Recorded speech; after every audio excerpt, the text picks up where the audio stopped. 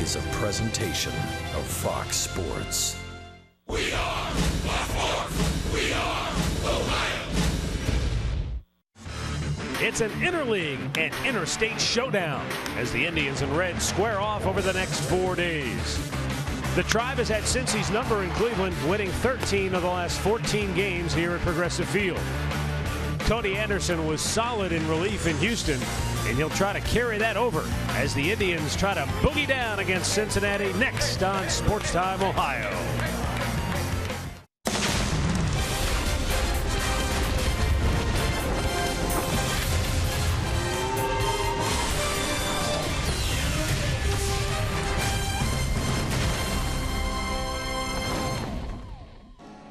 It is baseball night in Ohio. On the shores of Lake Erie, downtown Cleveland, Ohio at Progressive Field, the Indians play host to the Cincinnati Reds. It's a home and home over the next 4 days as the Tribe and the Reds square off in this interleague battle. Hi again, everyone. Matt Underwood alongside Rick Manning. Cincinnati has won the fewest number of games on the road so far this year in all of baseball, just 3-12. And you might think that that gives the Indians some kind of advantage. But the Minnesota Twins came in here with only 2 wins on the road, and they took 2 out of 3 from the Tribe. Well, you look at their record, 3-12. They're 3.5 runs per ball game. This is their first interleague series of the year. 6 home runs. That's not going to get it done. And you can see the bullpen ERA. They have had their struggles this year. So hopefully the Indians can get to their starters, get to that bullpen as soon as you can. They've had some issues with starters being on the DL. And they've had issues with their bullpen as well. Rick, Cody Anderson will get the start for the Indians tonight. His season did not get off to a very good start. Came out of the bullpen, definitely looked better in that game against Houston. And it's always a matter of keeping the ball down for Cody Anderson and stay out of the middle of the plate. And he came out of the bullpen. He went 3 great innings until he made a mistake. And right here, Gonzalez hits one out of the ballpark, down and into the left-handed hitter. That was a 16-inning affair. The Indians ended up losing. That was a walk-off home run. And Cody this year, 0-3, 7.31 ERA. 20 strikeouts in his 28 1/3 innings. Hopefully he can come back and get on track. He'll be facing left-hander John Lamb this year, who's awfully tough when he gets runners on base. Our Quicken Loans rocket arms of the game as you take a look at tonight's pitching matchup. We'll be back with tonight's first pitch, and when we return, Andre Knott will have the latest on this Buckeye State battle when we return. Cleveland Indians baseball is brought to you by W.B. Mason, the official office supplier of the Cleveland Indians. By McDonald's, I'm loving it. And by your local Toyota dealers, visit buyatoyota.com. Toyota, let's go places.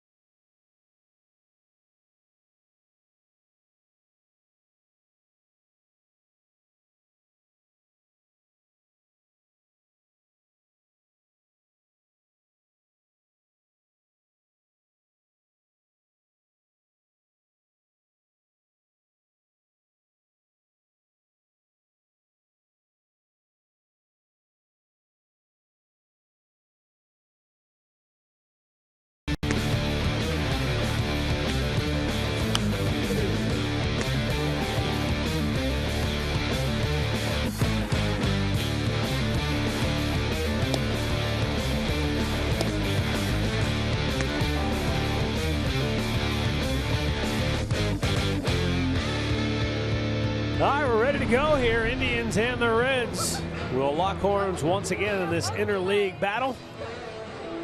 2 games here and then 2 games down in Cincinnati to wrap up the series. Those games will be played on Wednesday night and Thursday night. The Indians, boy, they looked like they were on a roll after taking 2 out of 3 from Houston, came back home and really stubbed their toe against Minnesota, losing 2 out of 3 to the Twins. So where are they now mentally? Let's go down to Andre Knott with more on that. Well, he went the old Bill Parcells route. They are who the record states they are. He wishes that they played better. He wishes that they had a better record. But he says, you know what, at this point in time, he can look at this team and he can see where they can improve. He said it'd be worse if you looked at this team right now and you said they were overplaying or playing outside of themselves. He wants the team to be more consistent, was the main word that he came with when it comes to hitting. He goes, look, we don't have an offense that's going to score 14 runs a night. He goes, but at the end of the day, we've got to help each other. We've got to find a way to push runners when we get runners to second and third base and get them in. He just wants to simplify the game right now and find a way to win. Yeah, I hear him loud and clear, but that's the way this team has to play all year long, and you can never take any time off. Every game and every series means so much. When you have opportunities, you have to beat the teams you're supposed to win against, and they haven't done that to this point.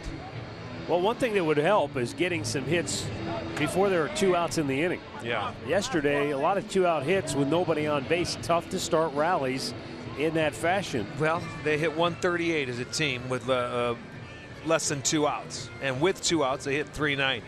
So they had twice as many hits in that Minnesota series. So that's something that has to turn around, get it started early, have some innings, first and third them for a while, and hopefully that's going to start tonight. Well, there goes Cody Anderson. He'll be on the bump for Cleveland tonight. He'll be making his 6th start of the season. 1 appearance coming out of the bullpen. That was his last time out when we were down in Houston in that extra inning affair. Let's take a look at the lineup he will face tonight for Brian Price and the Cincinnati Reds. Zach Cozart will lead it off. Eugenio Suarez batting second. Joey Votto will hit third. Brandon Phillips in the cleanup spot. Jay Bruce bats fifth. Adam Duvall is sixth. Then it's Jose Peraza in center field. Jordan Pacheco will serve as the DH. And Ramon Cabrera will be the catcher and bat ninth. And Cody Anderson is our Northern Ohio Honda starting pitcher tonight for the Indians, a 25-year-old making his 6th start this year. And Anderson will be making his first career start against the Reds, but he has pitched against NL Central teams before. This is his 2nd start in interleague play. The amazing thing, Cincinnati, they're playing their first interleague game of the year. And in 4 career interleague starts against NL Central opponents, he is 0-1 and a few no decisions. So we'll see what Cody can do tonight, see if he can command that baseball, keep it down in the strike zone. All right, let's check out the defense brought to you by Jeep. It looks like this. It'll be Ramirez in left, Davis in center, Bird is in right, Uribe at third, Lindor at short, Kipnis is at second, Napoli at first, Gomes doing the catching.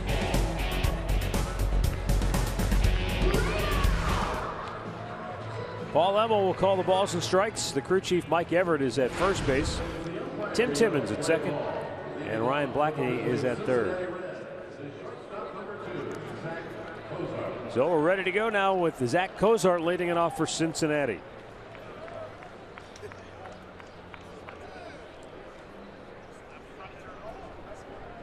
One thing the Indians would definitely like to see is for Cody Anderson to log some innings. That's the one thing he hasn't been able to do, and part of that's because he hasn't pitched well. But he's only gone 6 innings in 1 of his 5 starts so far. Yeah, for Cody, it's what he used to do a lot last year. See if he can get outs on 3 pitches or less. He was great at that last year. He had a lot of hitters being aggressive earlier in the count, but it all stems from command, control, keeping the ball down. Last year, Cody pitched 6 innings, 10 out of his 15 starts, because he was so efficient. And he quickly has Cozart in the hole, 0-2. Cozart having a nice year for Cincinnati. Swung on and missed, some high heat, and strikes him out, 1 away.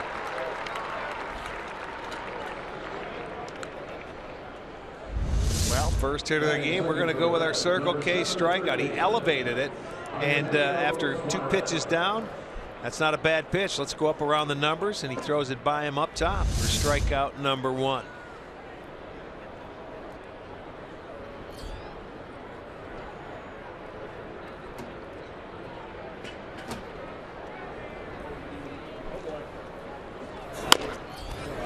Eugenio Suarez fouls the first pitch off.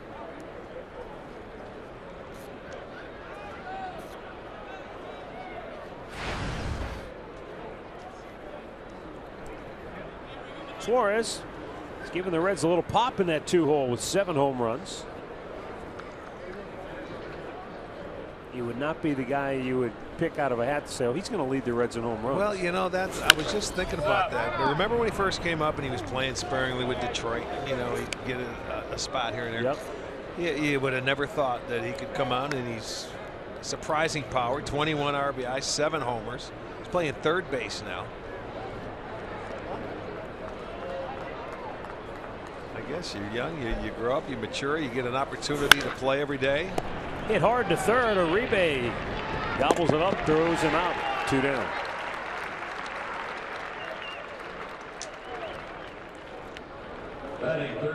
Keys to the game are brought to you by Wayside Furniture. For Cody Anderson, mix in the curve, keep him off balance, and offensively, see if the Indians can put some crooked numbers on the board. Yeah, put some crooked numbers up and put them up early. Yeah. Joey Votto.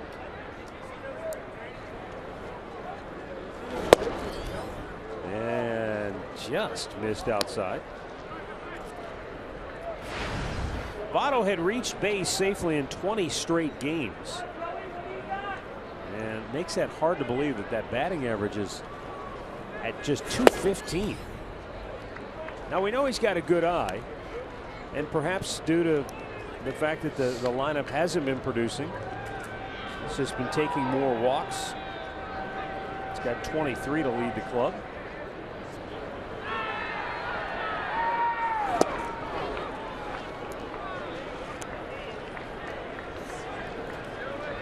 He's sitting here now 3-0. There's 23 walks, though, not even among the top 10 in the National League. Yeah, normally his on-base percentage is up there. He walks on 4 straight. So a 2-out base runner for Cincinnati as Brandon Phillips comes to the plate. For Cincinnati, batting fourth, number 4, second baseman Brandon Phillips. Phillips won off the team lead in home runs after homering in 4 consecutive games. That homer streak came to an end back in Milwaukee on May the 8th when he went 0 for 4.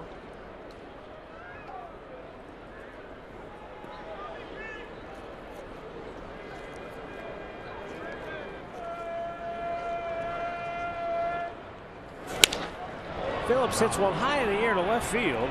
Ramirez on the track and leaps up, can't make the play. Coming around all the way to score from first base is Votto, and the Reds have a 1-0 lead as Brandon Phillips has a 2-out RBI double. Well, Ramirez went back as far as he could and ran out of room. It was just out of his reach. So a 2-out hit will get Cincinnati on the board. I was looking for Davis. He looked like a little tardy getting over there to back him up. And now was he all the way back? It's just out of his reach. It was awfully close. Maybe he jumped maybe a little early.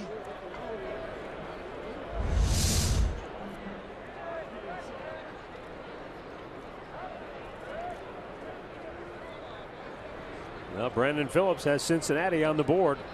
2 outs, nobody on base, a walk and a double. And just like that, Cincinnati has the lead. Jay Bruce takes the ball in the dirt.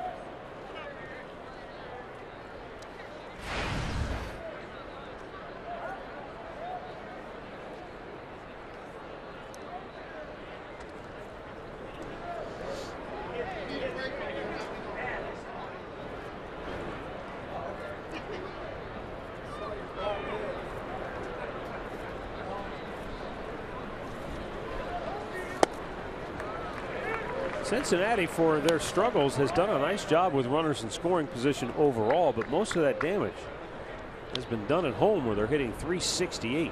That's a good ballpark to hit in. On the road, they're running runners in scoring position average dips to just .215.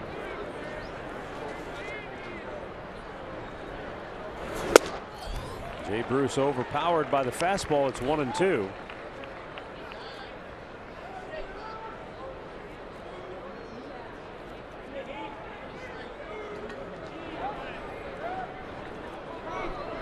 Brandon Phillips in scoring position with 2 down. And he takes off for third. Gomes throw. Where's he going? I don't know. They've got him hung up. Uribe fakes a throw, tags him out, and the inning is over. So Brandon Phillips took off and then jammed on the brakes and winds up being thrown out. That ends the inning, but the Reds strike first and lead it 1-0.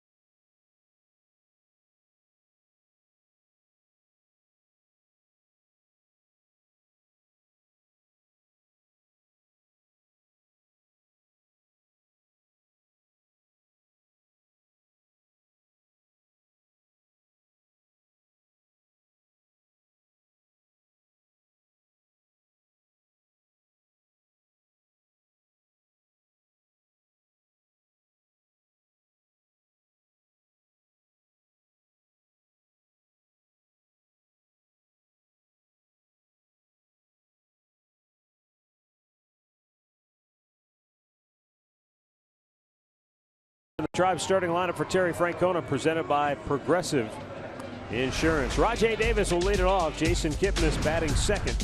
Francisco Lindor batting .299 on the year will hit third. Then it's Mike Napoli, Carlos Santana, and Yan Gomes.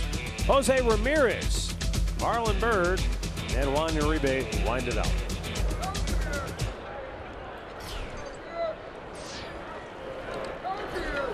Left-hander John Lamb,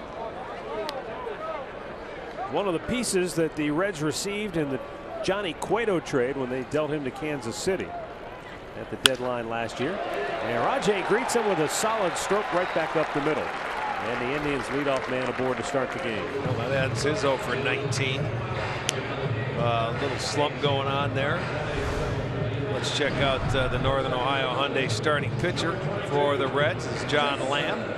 Lamb has not pitched since the 8th. He left his most recent start with a sprained left thumb, on a ground out during his second plate appearance, so he had to come out. He's been very good with runners on base. They're hitting just 1 for 18 off him. Runners in scoring position 1 for 11. No decisions, but a 180 earned run average.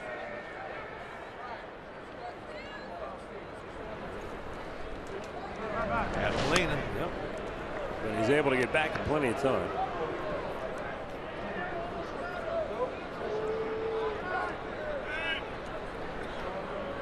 Time called as Davis needs to readjust and maybe retie the laces. Yep.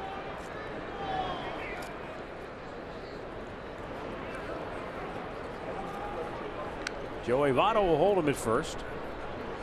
Infield more or less straight up for Kipnis. In on the grass at third is Suarez. And it's up high, ball 1.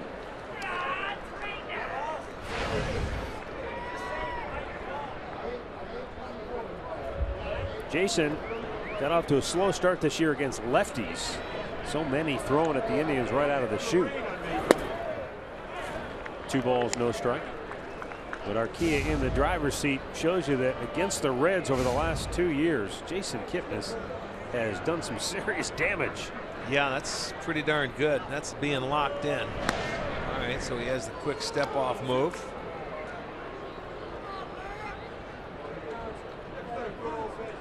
That's the one you get your lead first. And that's called a strike. Just barely caught the inside corner. 2-1.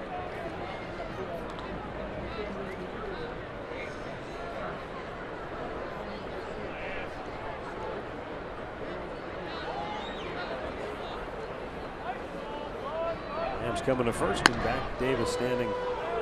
That's when you can pretty much pick up, I think, from over at first base. He's just guessing that you may go on first movement.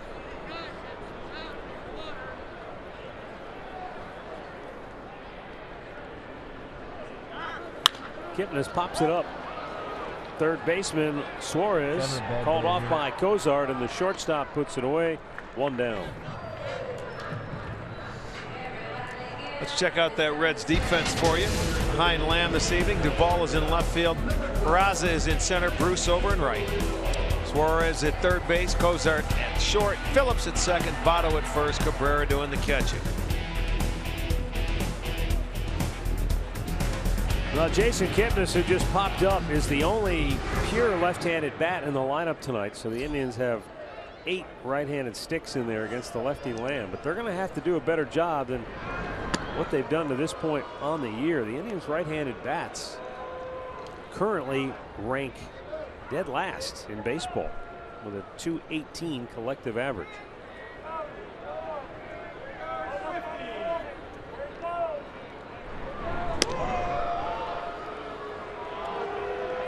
That means the switch hitters for the Indians. You got to look at their numbers as well going in there. Lindor, though, from the right side, 381. Ramirez 217. Santana 188. But their left-handed hitters overall are second best compared to their right-handers. And of course the irony there is for years the Indians were a team looking for right-handed bats. Right, all they had were left-handed hitters. They could throw 8 or 9 out there on any given day.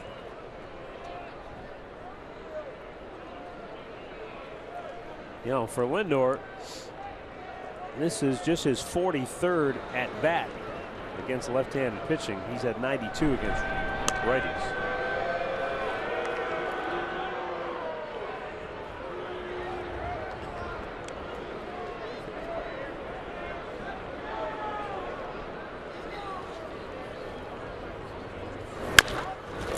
Slowly chopped.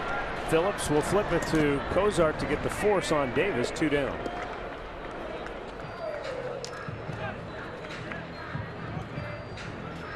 Lindor aboard on the fielder's choice. And here's what you do. Davis did the right thing. You just stop in your tracks. Don't let them tag you and throw to first base. They can only get one. Put the brakes on. He was close enough to second base where they couldn't throw it to first. And, you know, then get him caught in a rundown to get the double play. So, job well done. Mike Napoli. Swing and a miss. Napoli bats with 2 down and a runner at first.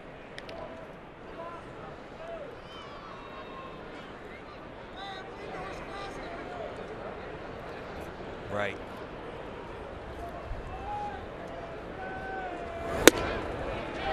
Just one of Napoli's 7 home runs have come against the left-handed pitcher this year. There's that one caught in between. It was a fastball up above the belt. He started after it and wanted to lay off it and couldn't do it.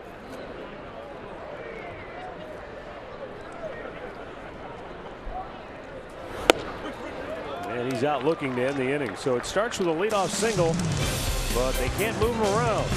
And after an inning, it's Cincinnati 1, Cleveland 0.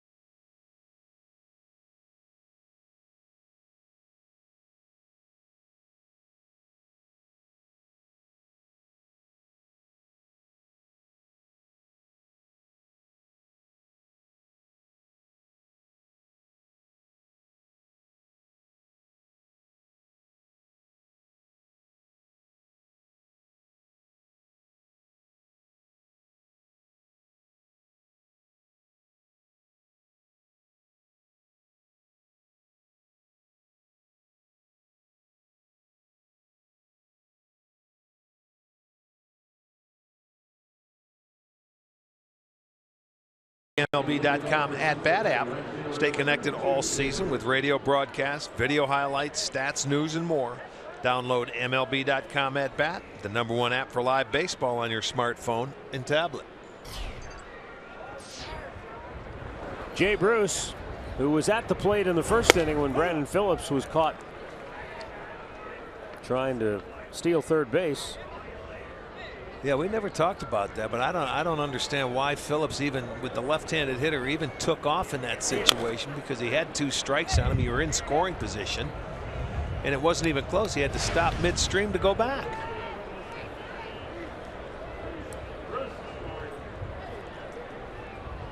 Yeah, I could see if they weren't paying attention to him and he just took off and there was no way they were going to get him, but he didn't even get halfway there before he jammed on the brakes. Exactly.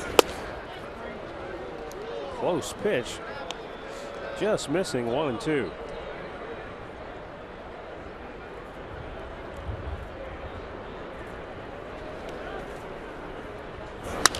Bruce reached for it, and an easy play at first for Mike Napoli, 1 down.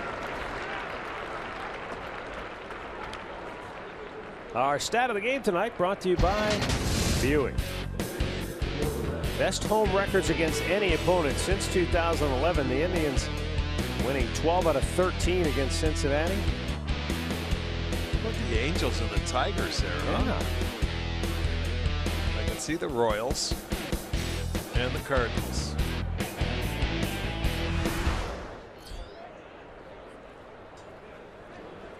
Adam Duvall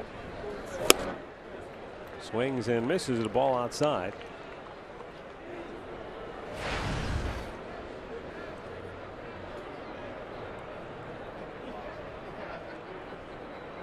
Duvall, over his last 11 games, is 15 for 38 at the plate.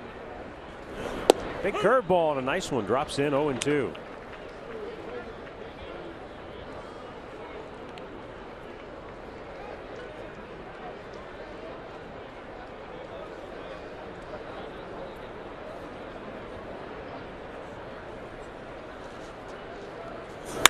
High fastball, and he got on top of it. It's a long way to left field, and it is long gone. So Adam Duvall, with his 7th home run of the year, has now hit in 4 straight games. And it's 2-0 Cincinnati. Well, and Cody Anderson gives up his 9th home run this year. And that was an 0-2 pitch on a high fastball, and I'll tell you, he gave up 9 all of last year, man, in his 81 innings, I believe he pitched. He's got under 30 innings, and that's his 9th given up, and that was no cheapie there. Well, you could see before the pitch, Yan Gomes gave the target for a high fastball. I'm not sure if he got it as high as he wanted to, but Duvall got right up to it. And now Jose Peraza singles past Lindor.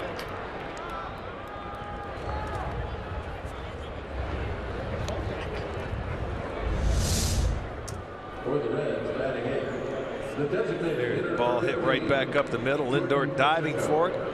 Can't catch up to it. So it is their 3rd hit now in the first 2 innings. Well, here is Jordan Pacheco.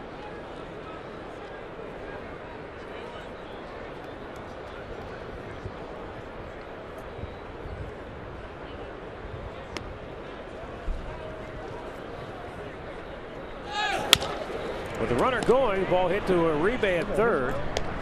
2 down. Peraza in the scoring position. If he's not running, it might have been a double play. Well, you know what? That's what they do. I mean, they have a 2-0 lead. They want to get aggressive, so they start the runner in hopes that he may find a hole. Even though he's the DH, he's hitting 8th. Start the runner. You've got another man in scoring position now. That'll bring up Ramon Cabrera, making his 3rd start. He just got called up from AAA Louisville on May the 2nd. And unfortunately for Cincinnati, the reason he was called up is that Devin Mesoraco, once again done for the year. He's had to have surgery for a torn labrum in his shoulder. Was it the hip last year? Last year was the hip. Yeah.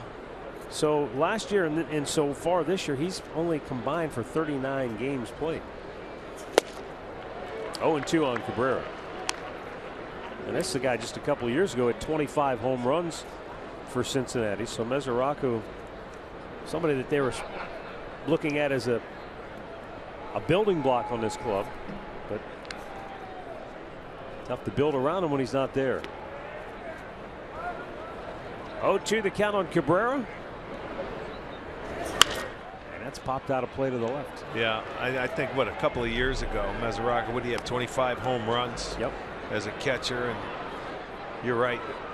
You figure he's going to be around. That's our guy for a long time. But boy, the last 2 years have been due to injury.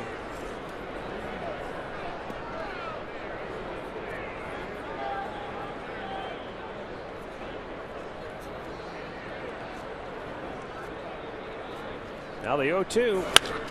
Line to right, and that is a base hit. No, just foul. Boy, that thing was hugging the line. Well, I'll tell you, he's been able to throw the fastball by him a couple of times, and then he throws that changeup and speeds his bat up. Thank goodness that it was just a little too fast. He was about a foot or two, and you're going to see another. That's a pitch right there, middle of the plate, changeup.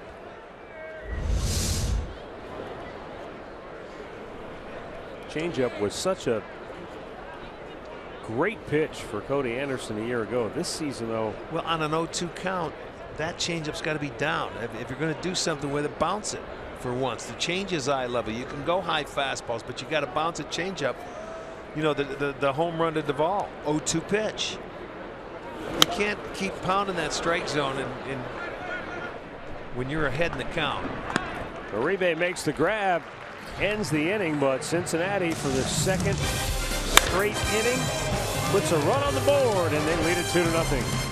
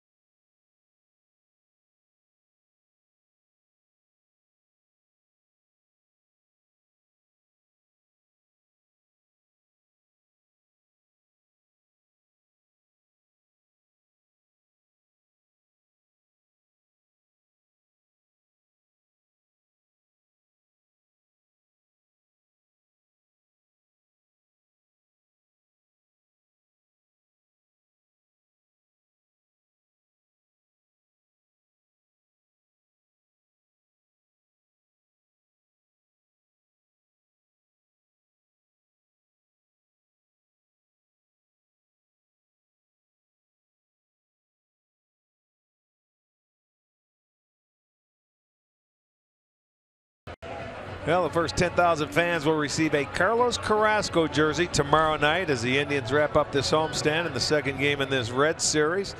Come on out. Courtesy of Shears. You can visit Indians.com and get your tickets. Tomorrow night, Carrasco's jersey.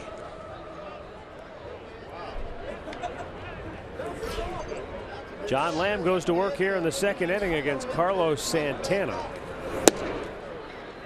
And misses down low, ball one.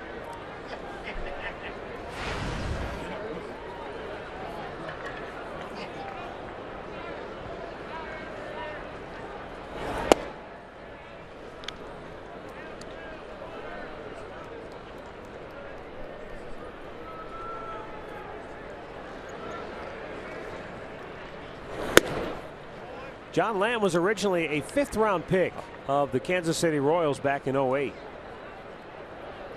And very quickly, he was moving up the ladder. In 2010, he was the Paul Splittorff Award winner as the Royals' top minor league pitcher. But then the following year, Tommy John surgery, tore the ulnar collateral ligament in his elbow and essentially missed 2 full seasons of action. And was just starting to kind of build his way back when he was dealt to Cincinnati. And now a fresh start in the Reds organization. He's going to walk Santana, so the Indians leadoff man aboard for the first 2 innings here tonight. Should have walked the pitch before. Andre Knott has more on Red starter John Lamb. Don't worry, Arch. The feeling is thought of and said down here as well. Yeah, no kidding. By a few of the players. Basically, Lamb is a lefty that'll try to get inside on the righties. He's got a slow arm motion, is what Ty Van Berkeley said. And he says, so that fastball pops out of his arm, even though it gets up to about 90 miles an hour. Works off a change and something else to look for. Every once in a while, he'll throw an occasional slow curve where he'll slow it up to about 60 miles an hour to keep batters off balance. Okay. This up's high to Yan Gomes. Well, that's a key for left-handers, is if you have to pitch right-handers inside. You know, that's going to keep you honest. You can use the whole plate. If they can cut it in there, a lot of times now it's that cutter that lefties like to throw inside, but you have to use the inside part of the plate or they can wear you out. There's a pitch inside. But foul. Yeah, you get it, and that's pretty much the only thing he could have done with that pitch. It was inside, and if you're going to hit it hard like that, you're going to have to pull it foul.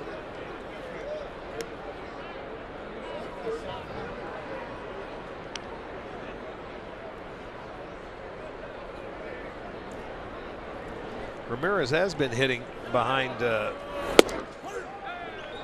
Napoli a lot. But now that Santana moves out of that leadoff spot, he goes behind Napoli and they put Gomes up there. And I'm thinking it's because of the left-hander. And hopefully that Gomes can get rolling a little bit. He does have a couple of hits, both home runs, but he still seems like he's swinging at everything. Loop toward right. That's going to be playable for Jay Bruce. And that's out number 1. Injury report brought to you by the attorneys at Elk and Elk. The Cincinnati Reds pitching staff has just simply been decimated by injuries this year. MASH unit. Homer Bailey, Anthony DeSclafani, Raisel Iglesias, John Moscott, and Michael Lorenzen. Well, what, 4 of those are starters, right? Well, yeah, I mean, and even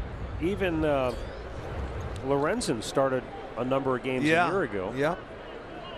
So, yeah, that's a lot to overcome. It really is. I mean, when we were talking to Brenneman, Tom Brenneman, and those guys, Chris Welsh in the spring, they were high on a lot of their young arms, but Homer Bailey's been out since last year, ever since he signed that big deal. They haven't seen him, much of him at least.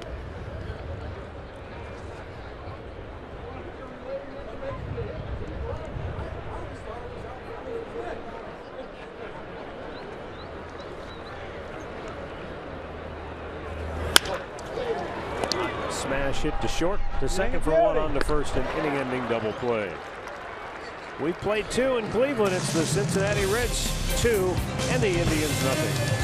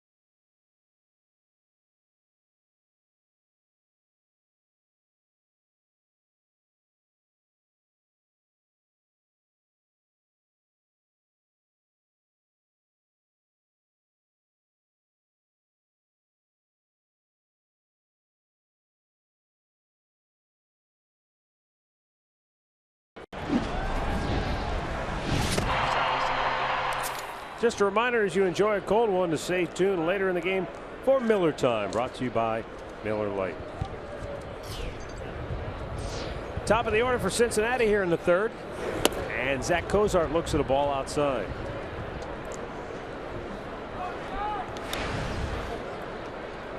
Cozart struck out his first time up. Well, the first time through the lineup.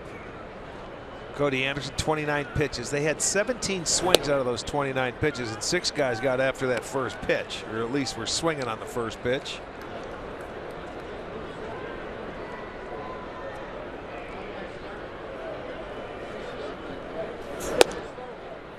A little bit low. And it's 3-0 to Cozart.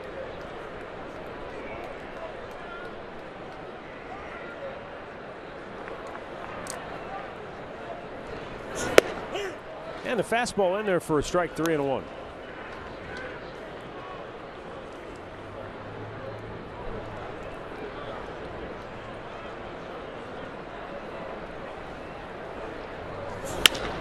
Slaps one in the right field, a base hit. Yeah, he's swinging it well this year. You get the count in your favor, and he takes a pitch away and just goes with it. Put a nice swing on that ball. That pitch is down and away. Now, for him to hit that, Matty, 3-1, you have to think he's looking out there, wouldn't you? Thinking that's not a great pitch to go after. No, but I mean, he put a nice swing on it. He didn't try and pull it. He didn't try to hit a homer. He just took a nice swing to it and got a base hit.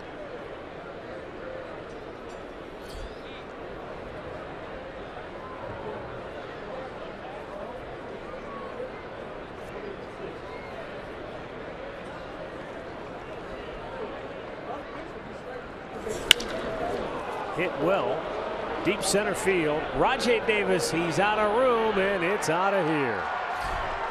And Cincinnati landed on the Indians here early as Eugenio Suarez belts his 8th home run of the year. Leads the Reds in that category, and his 2-run homer makes it 4-0 in the third. Boy, I'll tell you what, he drives it. And we were talking about him in his first at-bat. And he took a ball, it looked like to me, sort of down and in, and shoots it to right center field. And stayed back behind that ball, and it drives it over the right center field wall and hit it well. There's Davis. He goes back up, but it is out of the second home run allowed by Anderson. It is now a 4-0 ball game.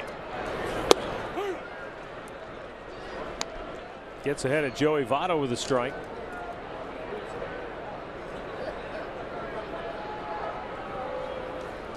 The one thing I'm noticing here tonight, Rick, that Cody Anderson, the velocity's fine, 94 miles an hour, but the fastball is absolutely dead straight. Yeah, yep. Well, the hitters are letting you know that. They're swinging it. Already 5 hits. He's given up 47 hits already. Now in, what is it, 30 innings. Basically 30 innings. 30 innings, yeah. 30 and a third innings. That's a lot of hits, and 10 of them have been homers. Already Dan Otero getting loose in the Cleveland bullpen. It's 2-2 to Votto.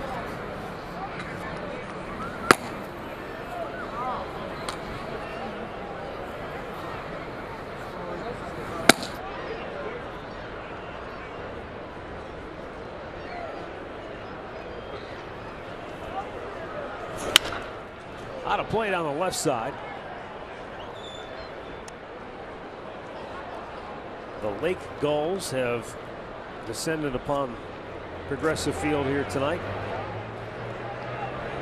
They're all over the outfield. And the outfielders, you get a ball in the air, it might be a little distracting. 2-2. Out of play. What team was that against? We had a game, I think, that ended. Oh, might have been Kansas City. No, Oakland. Coco Crisp was the center fielder, I think, when it hit the seagull. Or it came close to it. I don't remember if it actually hit it. It did. I think it hit it.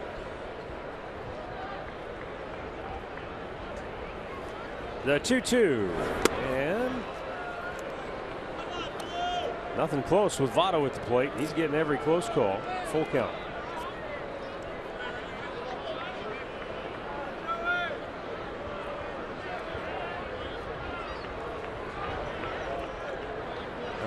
over 40 pitches for Cody already here, and that ball's hammered to right field. Back is Bird. He's got a play on it, just shy of the warning track for out number 1.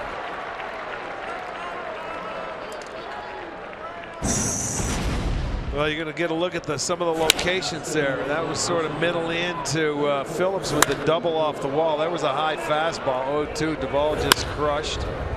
Right back up the middle for a base hit. The pitchers are letting you know there's not a lot of movement on that fastball.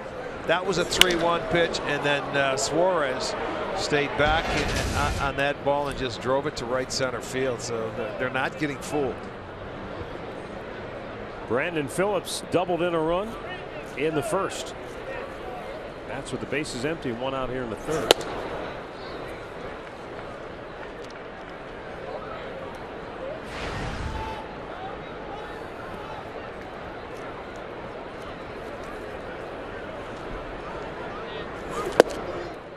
The changeup, and it's 1-1.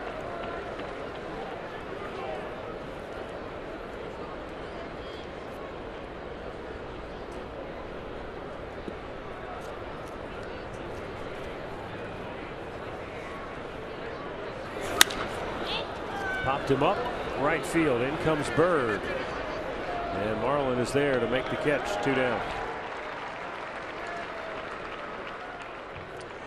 Well, watch the game from the corner out in right field, or the new drink rails down in left field with the district ticket. Is presented by Sports Time Ohio. District tickets are only $13, and that includes your first drink. They are available online now at Indians.com. Jay Bruce grounded out to first, his first time up.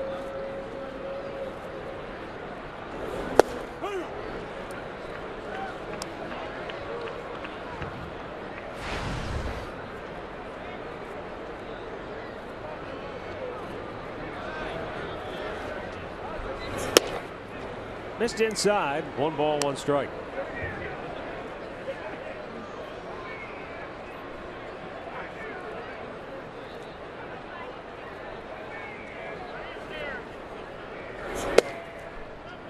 Jay Bruce currently 7th on the Reds' all-time home run list.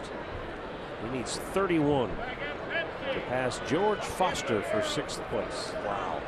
You know, you think George Foster, really? You know, he was a prolific home run hitter. He had 50 for the Reds back in the 70s. I'm thinking to myself, wow, that's. See, he seems like a home run hitter. I know Bruce he's been a good hitter in his hit side. He'll be passing Foster. High slicing foul out of play. Well, I don't want to take anything away from these current Reds, but Great American Ballpark, a lot easier to hit them out of than Riverfront Stadium was. Yeah, that's true.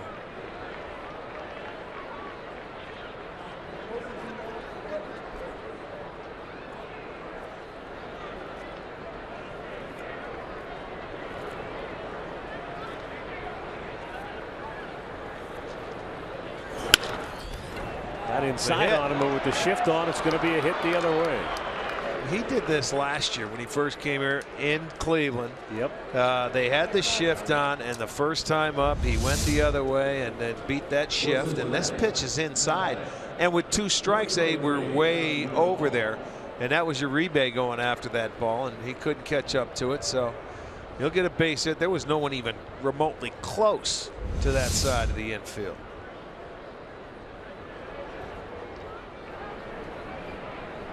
That'll bring up Adam Duvall, who homered his first time up with that high fastball, and he drove it to the bleachers.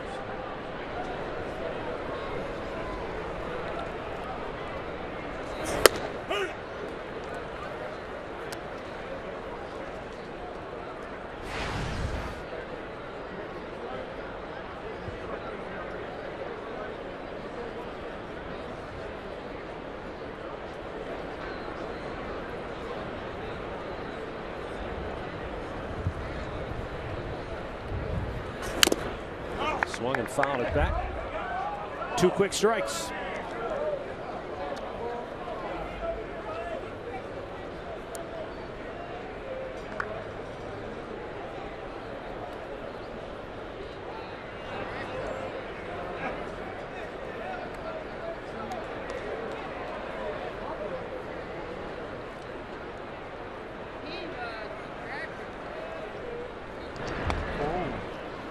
You know, just to finish up that conversation about George Foster, I didn't realize, Rick, he hit 99 home runs for the Mets in 5 years, in addition to the 244 he hit for Cincinnati.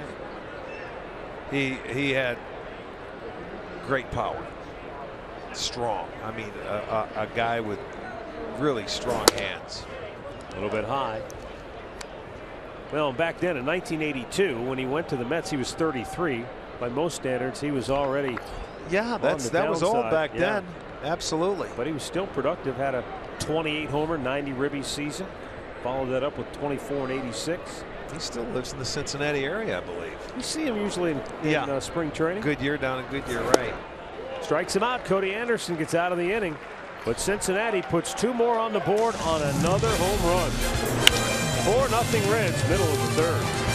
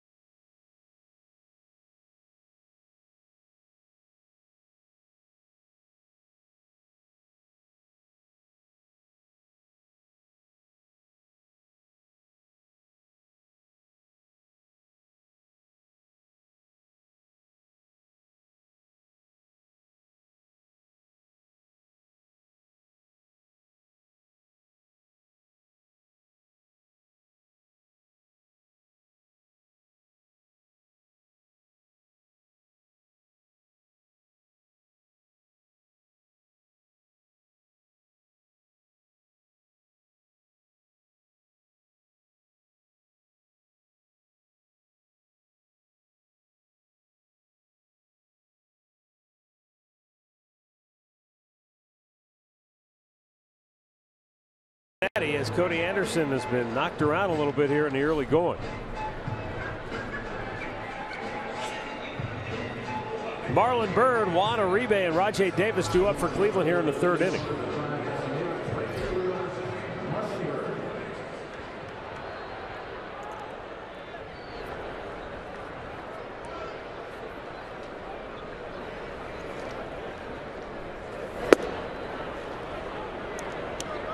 Marlon Byrd getting a start tonight with the lefty on the hill.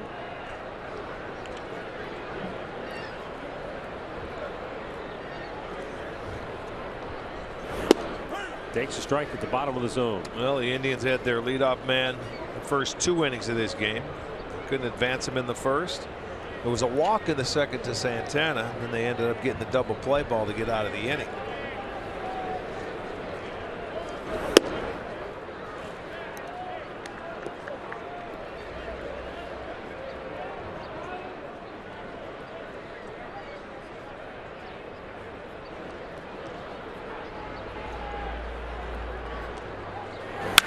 Marlin shoots one into right field. That's a base hit. And the Indians, for the 3rd straight inning, have their leadoff man aboard. Funny, we were talking before the game. They needed to get some hits with less than 2 outs to get some rallies going, but they haven't been able to do anything with it yet. That's okay. You keep getting that leadoff man aboard. Something good will happen. And Byrd got on top of a high fastball there and took it to right field. It stayed on it. Yeah, they'll get to it. It's awfully hard to get rallies going when you have 2 outs and nobody on. Still a lot of ball game left. Juan Uribe is 7 out of 27 when he got a guy on base, so hopefully that leads to good things here. Yeah, and still just the first time through the lineup. This is the last hitter before they roll it over again. Never facing Lamb before. Slowly chopped to short. Cozart flips it, and no, Votto didn't make the play. I thought he did initially. Bird goes to third. That was hard to tell. It looked like he caught the ball, but he never really held on to it. It trickled away, so I would think that would go as a hit there. As Cozart has to come in on the run, it must have been offline. There it was. It was a tough pick for Votto. That ball might have sailed on him coming over to first base. That allows Bird to go to third base, so that'll be an error there. I don't know if it's a hit. It'll be a hit and an error.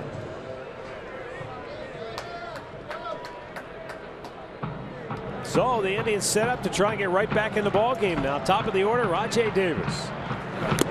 And he swings and misses. Davis singled up the middle his first time up, snapping an 0 for 19 slump.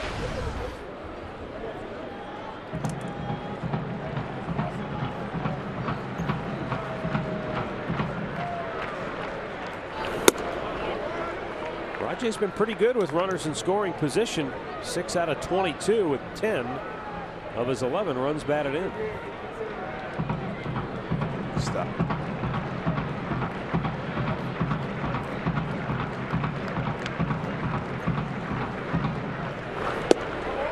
And he takes inside, 2-1. Well, they catch a break here. They first and third now with that error. Good opportunity. This is what you want to do. First and third him for a while. Like that. And Rajai with a line drive base hit into right center field, cut off by Bruce. Uribe holds at second, but Bird comes home to score. The Indians are on the board. It's a 4-1 ball game. And Rajai continues his hot-hitting ways with men in scoring position. I like the swing here.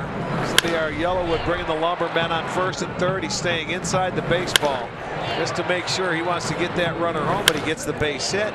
Hit it too hard for Uribe to go to third base, but that's 3 consecutive hits now for the Indians, and they're on the board, and it's a 4-1 ball game.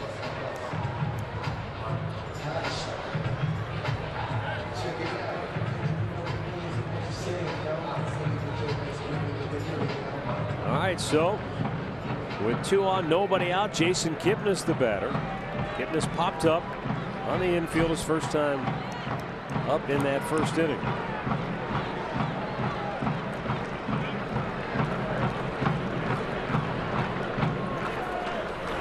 He bunts it, well laid down. Going to be a tough play, and they got him at first base. Well done by Suarez and Votto to get Kipnis, but the sacrifice puts 2 men in scoring position now. Well, you move those runners into scoring position. Now base hit can really make it a nice inning for him. The crooked numbers that we were looking for early. That'll go down as a sacrifice. But off the left-hander, good job. Both runners move up. Now it's up to Frankie. Lindor has 2 in scoring position.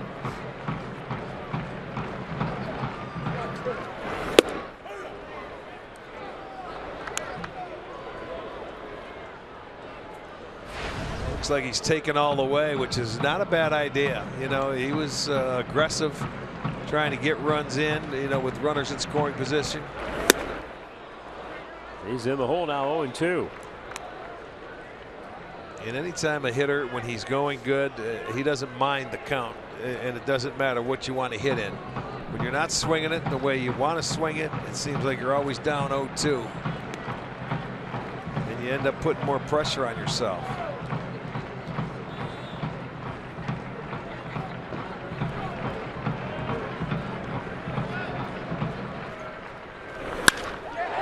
Lindor hits one to center field. Peraza back. Can't make the play. Bird will score. Uribe will score. Excuse me. Davis right on his heels. He comes home as well. And it's a 3-run third for the Indians as Francisco Lindor scorches one to straightaway center. Peraza couldn't get back in time. And the Tribe closes the gap to a run. Well, Lindor going to be credited with a double. And this guy, I mean, he misplayed the ball. It was a bad 0-2 pitch, but Lindor did a nice job to get it. You see, they just took off. That ball fooled him. I think this guy's an infielder. And he just couldn't catch up to it. Well, he was just sort of gliding back initially. Yeah, I mean, he misplayed the ball. It'll be a double. Both runs come in. It's a 4-3 ball game, so Kipnis moving those 2 runners up certainly helped. I thought they'd get 1, but they have 2 and a chance for more. Napoli cuts and misses.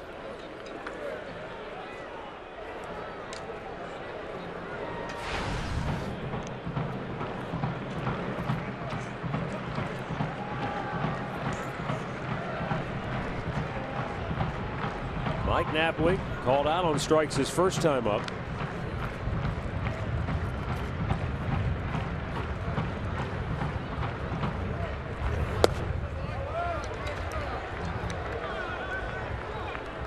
One and one.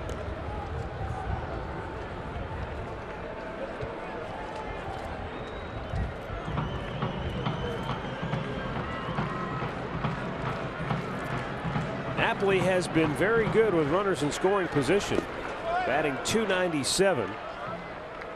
Almost feel like when he gets into situations like this, he'll maybe give in a little and use more of the whole field as opposed to just thinking big fly.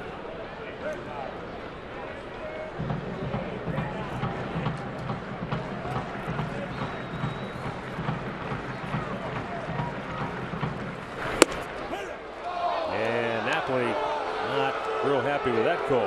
Well, there's when he finally lays off, and then the umpire calls it a strike. Let's take another look at it and see. That's normally a pitch that you don't want to. That's the one you want to lay off of until you get to 2 strikes.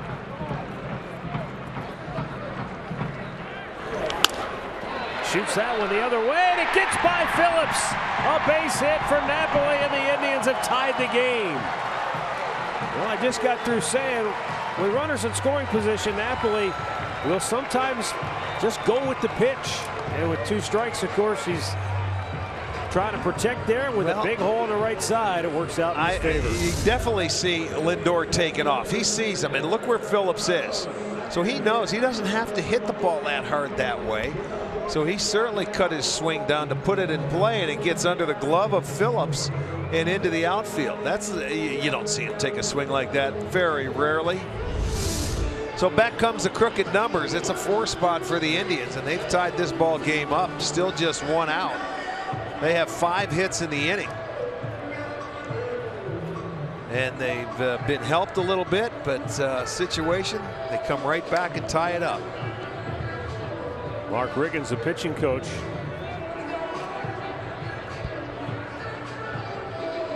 Talking with John Lamb. Lamb's probably thinking, you know, I made my pitch to Napoli there. Just didn't expect him to punch it over there to the right side. Now Carlos Santana, who walked his first time up, and he's the 7th man to bat in the inning.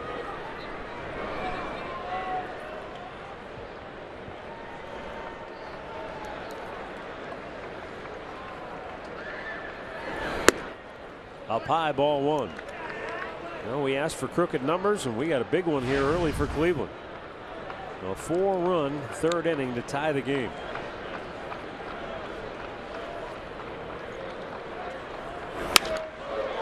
Carlos sends one high in the air to center, and Peraza makes the catch. 2 away.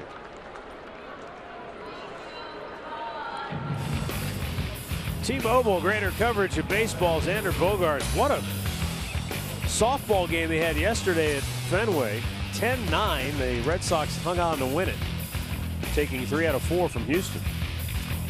Well, we talk about a lot of the young shortstops in today's game. This is one of them too. Xander Bogaerts. He gets no play though with Lindor and Correa. Those 2 are the headliners, but this guy is not far behind, I'll tell you that. Yan Gomes fouls it off to the right.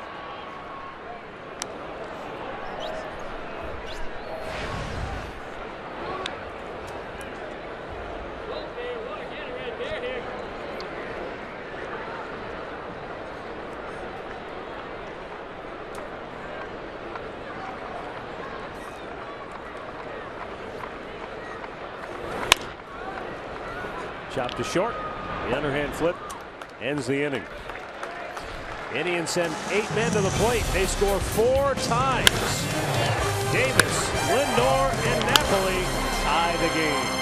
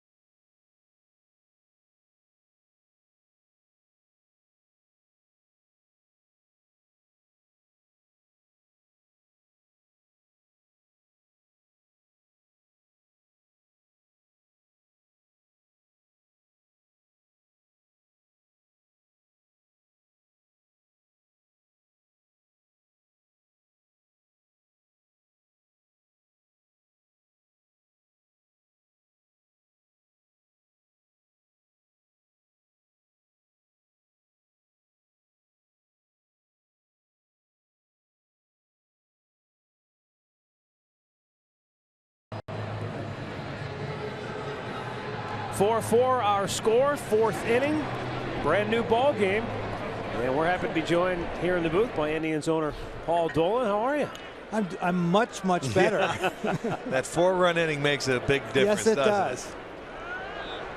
Well, Cody Anderson tries to get things back on track as he faces the bottom third of the order. Team's off to a good start relative to where it was a year ago at this time. Right. We're just talking about that. Yeah, much better than last year, but you know we know we're a better team than this, so there's still a little bit of frustration. Well, frustration comes in the things in the form of things that you can't control or things that you maybe didn't count on.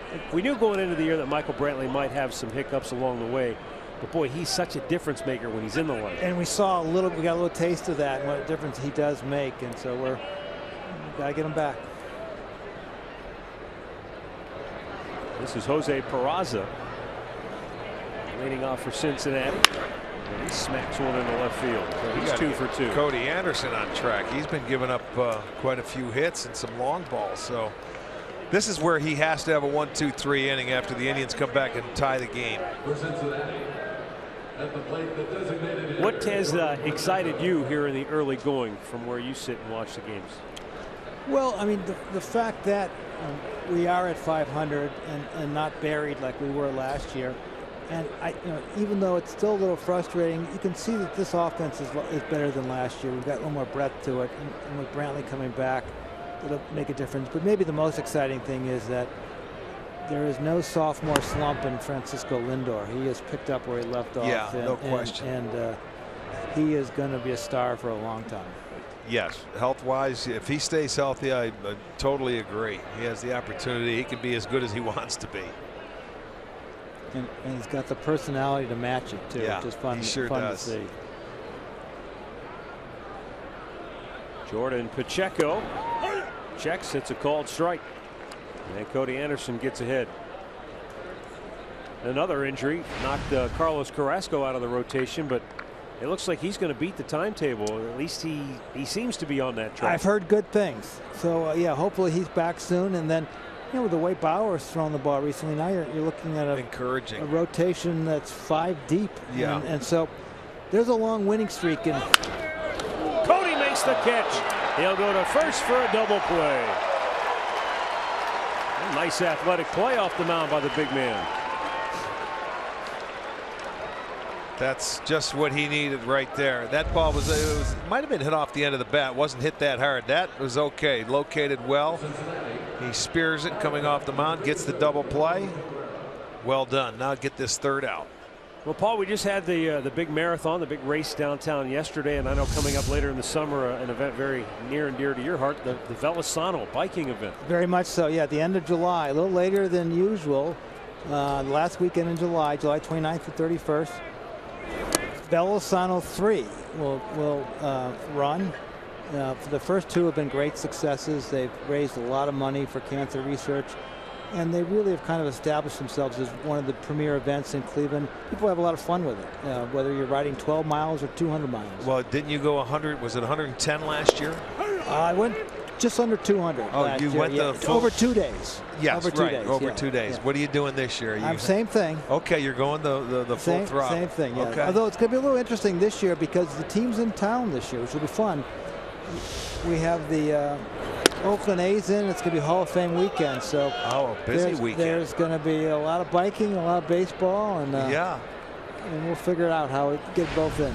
Is Sandy Alomar going to play the role of Miguel Indurain and lead the team? That's one of the more fun elements of the fact that we're in town this year. Is Sandy, who you both know is a avid and phenomenal biker, is going to ride with the Cleveland Indians team, and that will be a great experience for all of us. And maybe for the purpose of your viewers, there's still plenty of opportunity to join the Cleveland Indians team because we're open to all comers, and just go on Velosano.org.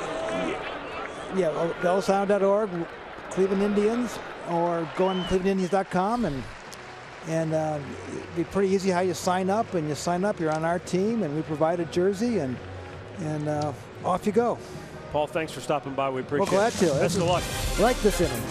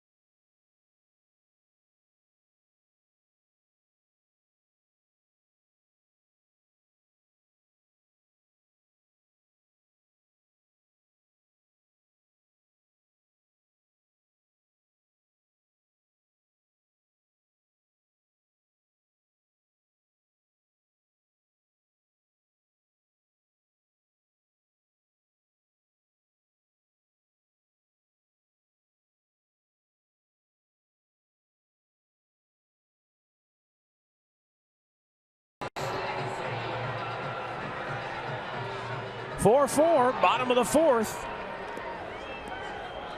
Jose Ramirez will lead off for Cleveland.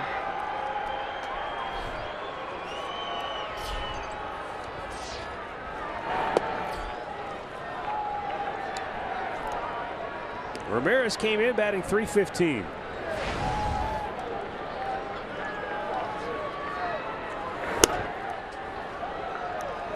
Just outside of the top 10 in batting average.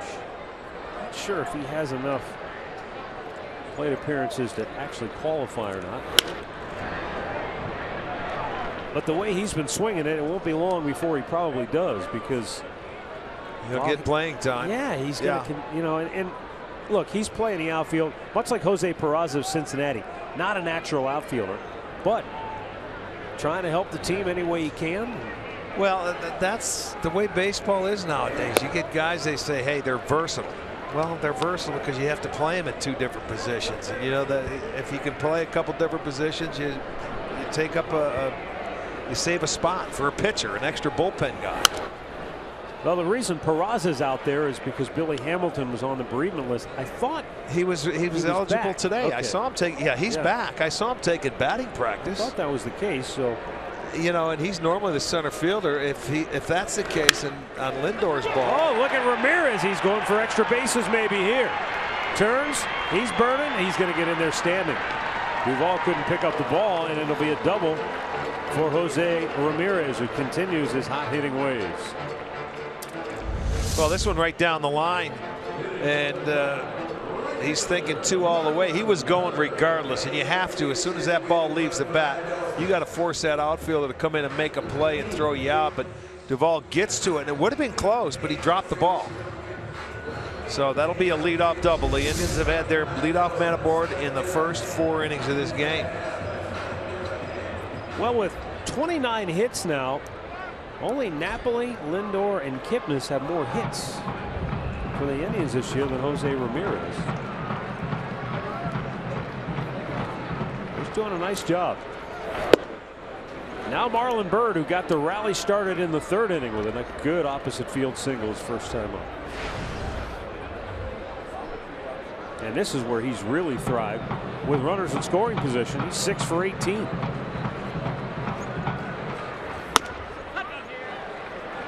Rick, I don't know when he gets up with runners in scoring position if he just sort of cuts the plate in half or cuts the field in half or whatever it is he does. He just really seems to stay on the ball. He cuts the plate in half until you get to 2 strikes, I'm sure. He got up on top of a high fastball the last time and drove it to right field. He's going to look to do the same thing again with the man on second base to get him over. I don't see him in a pull mode here unless you hang him a breaking ball, and we haven't really seen him. And I told you earlier, usually this guy's pretty good with runners on, but they were able to get to him last inning, but not as much as the numbers say. A couple of plays could have been made. He pulled the ball right at the shortstop Cozart, and he'll throw out Byrd. 1 away. That's the first out the Indians have made with a runner in scoring position tonight. They were a perfect 3 for 3 until that ground out. And the right-handed hitters that we were talking about that were struggling coming in, they're now 7 for 14 on the night. Oh, what a difference a day makes. And here's Juan Uribe. Did a little topper, but it worked out well. An infield single his first time up.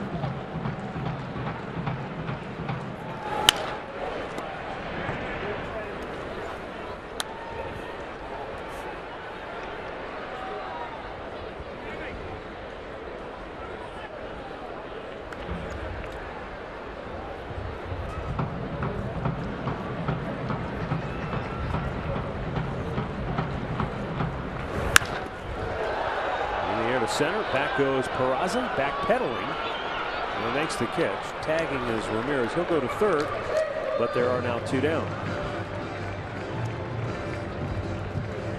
If you can't watch the games on TV, you can now stream games live on your mobile device. Go to the App Store, download the free Fox Sports Go app, log in, stream the Indians wherever you go. With 2 gone, Rajay Davis to the plate. He's 2 for 2 on the night. Couple of singles. Drove in a run his last time up.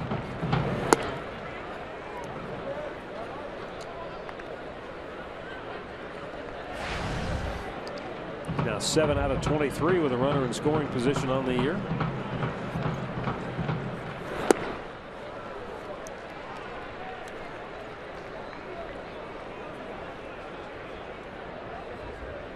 .37 out of 60 pitches for Lamb have been for strikes.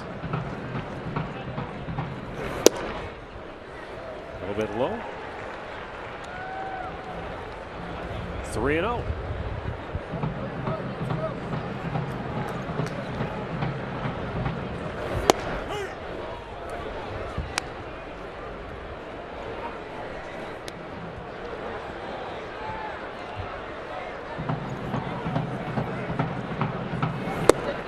And he draws a walk. It looked like he didn't want to do a whole lot to Rajay after he was 2 for 2. Great clip of the game from yesterday. Indians didn't have much offensively to speak of, but Jason Kipnis clobbered one high down the line, and inside the pole for his 5th home run of the year.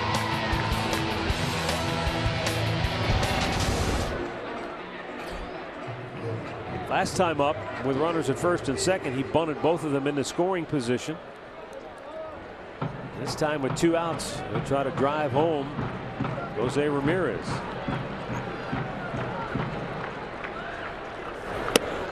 Outside ball 1.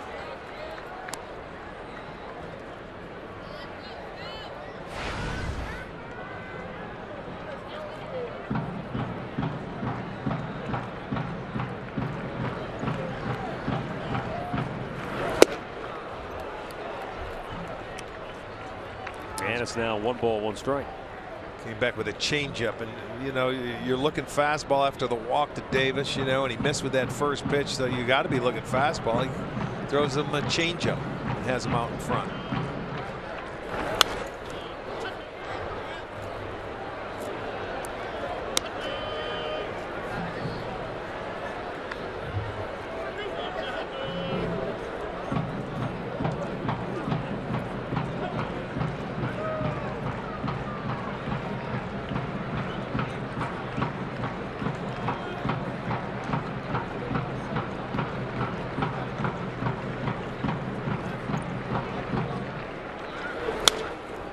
Davis was off. I like that. 0-2 or 1-2 count. You take off. They're not going to throw it through, I wouldn't think. And even if they do, it doesn't matter. They're worried about Kipnis right here, but he's protecting. But as a base runner, go ahead, take off, make sure he goes to the plate. They're looking over to their bench to see what they want to do. But those, if anybody takes it, it's going to have to be Kozar. Up and in, and it's 2-2.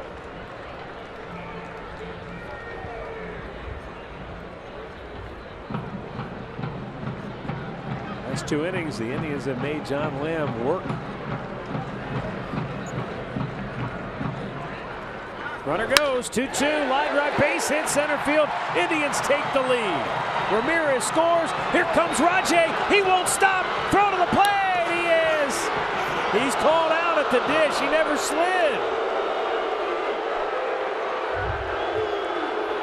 And so the inning comes to an end unless Terry Francona wants to challenge the play. He's up on the top step of the dugout looking back. You know, it looked like he was going to slide in there. It wasn't a good slide unless he did it late. Well, I'm not sure he ever touched the plate anyway. Well, hard to tell, but if he goes in and with that sweep slide, he tried to come in standing up and drag the back foot over, and I agree with you. I don't think he touched the plate, but Terry wants him to look at it. He wants to look at it. He thinks he dragged the foot across the plate, so they're I don't know if he ever tagged him, Rick. Well, let's see. They're coming in. If he slides, he beats it. Now, does he touch the plate? Yes. Yes, he does, and he never tags him. So they're both going to be. That'll be overturned. Boy, he hit the ground hard. That's what I'm saying with that knee. Right. I was looking for maybe that hook slide away. If he slides, he's in easily. So Kipnis gets the single, and he may get 2 RBIs here. I'm thinking yes, but we'll wait and see. It was an awkward-looking play. I wasn't looking at Ramirez on the replay, but I think he's telling him to get down. Oh yeah, he's back there. You're telling him to slide, but Rajay, for whatever. Look at he's down there, but where is he's out of? It's Lindor. See him. It's Lindor that's in there. Oh, okay, Lindor. He's the batter. I mean, he's next. He was telling him to slide to that side too. He was doing everything right. Now, I don't know why Davis didn't listen to him, but whatever. He gets the foot on the plate, and they miss the tag. So that should be another run. They're showing it on the board now. The fans here. And now Votto comes back out of the dugout. Yeah. He comes back to first base after he saw the play. I don't know why. This should not take too long. Watch both Ramirez and Lindor telling Rajay, get down. In stereo. Get down. Get down. Slide. He's going to be safe. You are safe. Yes. All right, good work, boys. Kipnis will get another RBI. And he'll have to stay. I wasn't sure if they were going to give him second base. I didn't know where he was at on the play. He's at first. He does get an RBI. 2 RBIs, in fact, and the Indians lead is 6-4. It's a nice job of hitting by Kipnis with 2 strikes, with 2 outs. And there it is. I mean, that's a perfect look. You can see he never touched him. It was a weird slide. Not a very good one, but he ended up making it. That's all that counts. And Rajay was, I mean, he was running full blast all the way on that play. He never broke stride. It was like, I'm going to score. It's 2 outs. He was off and running on that pitch. So, I mean, that's exactly right. Make him stop you. And so, give Servo a credit. He never stopped him. Francisco Lindor fouls one back. You know, you take for granted people. Watch, he's off and running. But he's in full stride. Come on, keep coming, keep coming, keep coming. That's great hustle. I love the aggressiveness of Mike Sarabal, and it was the hustle of Rajay that got him all the way around. He never gave up. It hurts every time I see him know. land on hard on we'll that see knee. how that knee feels tomorrow. But he's been on all 3 times tonight and has scored 2 runs. 6-4 now in favor of the Indians. Lindor fouling it back out of play.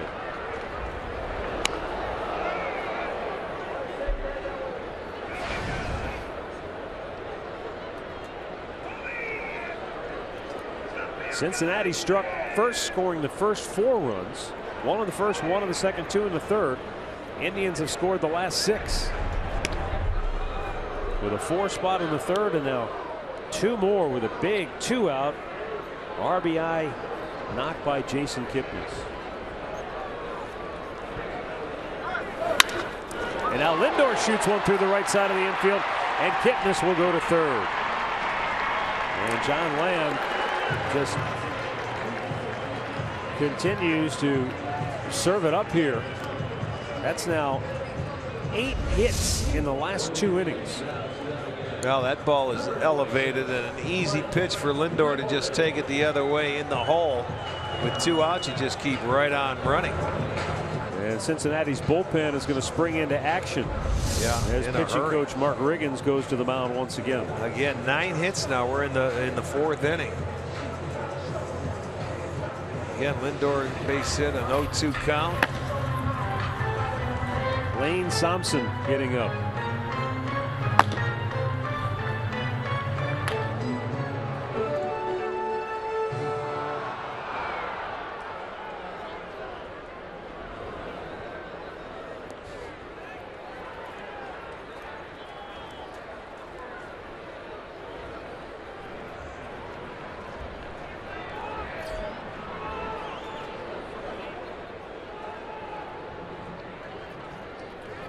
Mike Napoli drove in a run in the third with a base hit. And he checks on a ball down low.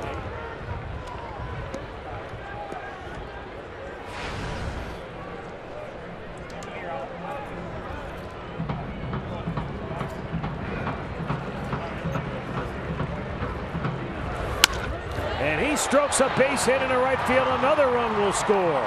Kipnis comes home.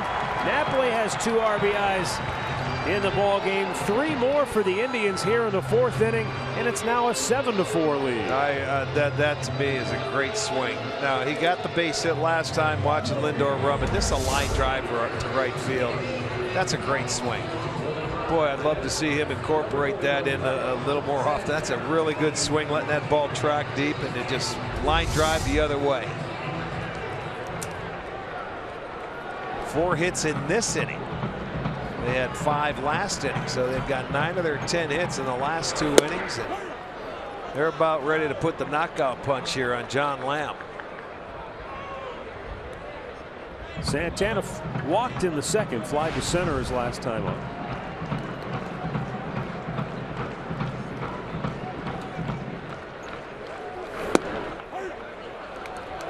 And back-to-back strikes.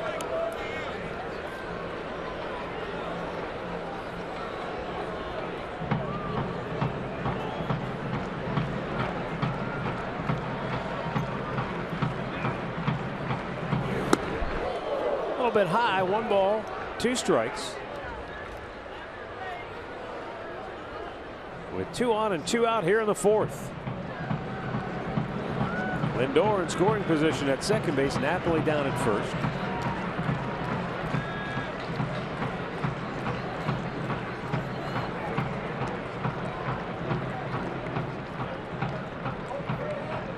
Cincinnati's team must feel like they've been out in the field for a long time.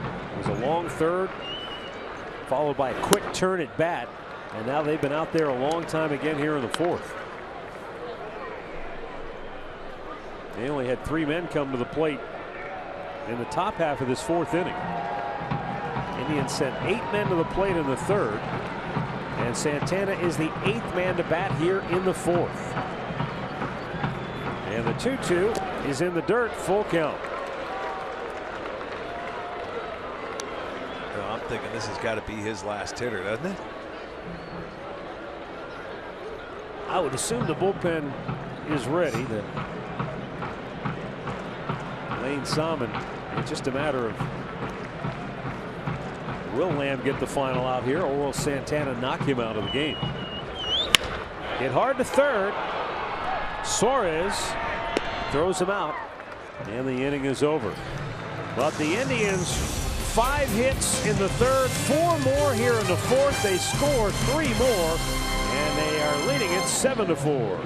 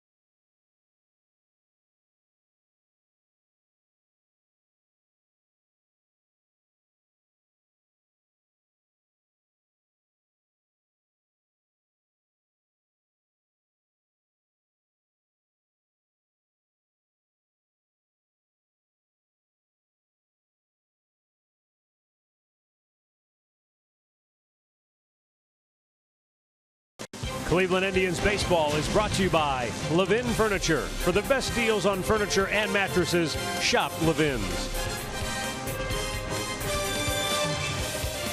Now the Reds just spent 17 minutes standing around on the field waiting for that inning to end. Now they come to the plate with the top of the order due up. And Cody Anderson armed with the lead for the first time tonight. And first ball swinging. Zach Cozart is going to ground out one away.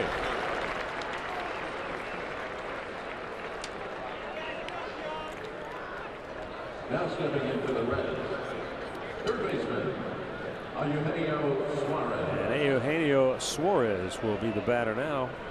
Hit a 2-run homers last time up.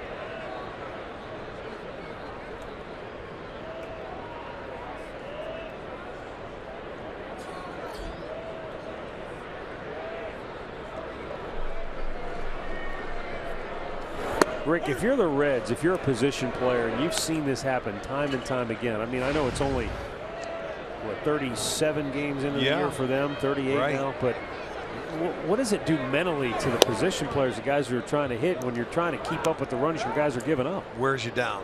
You know, it is. Sometimes it can be deflating. You know, you go out there, hey, they've given up 64 home runs as a team. But, you know, there's only so much you can do. You can go up there and swing and, you know, try and score, but it becomes deflating when you can get out there. They had a 4-0 lead, and then in 2 innings they're down by 3. You know, so it'll wear on you over the course of the year if it doesn't turn around.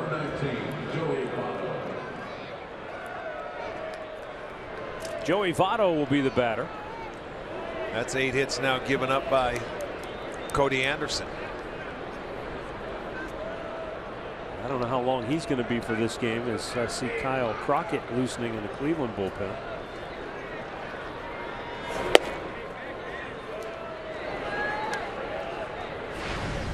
Joey Votto walked and scored in the first. He flied out to right field his last time up.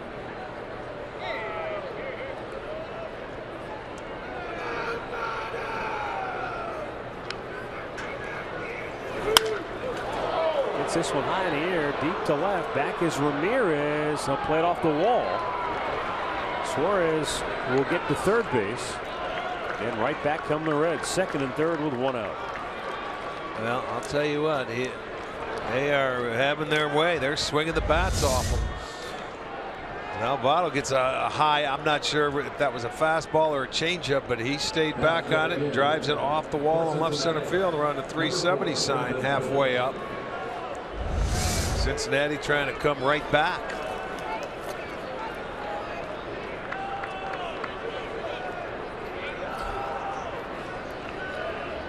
Now Brandon Phillips doubled in a run in the first, flied to right his last time up. They're going to put him on, it looks like. And maybe go to Crockett? I would think so, yes. If you're going to walk Brandon Phillips here, you're absolutely going to bring in Crockett to face the left-hander and try and get out of the inning. No doubt. You know, with a 3-run lead in the 5th inning, you don't intentionally walk a guy. You figure, okay, we'll go at him, but not here. I would think this is going to be the last guy. Now Tommy Hunter's is getting loose too, so it might be that Crockett only comes on to face Bruce. Yeah, very well could be. He's only been matching up with one guy, 2 guys at the most, and they're usually all left-handers. So this is becoming matchup here in the 5th inning now. Bases are loaded, and let's see where he's got that front foot on the dugout, and here he comes. Well, Cody Anderson goes just 4 1/3 here tonight.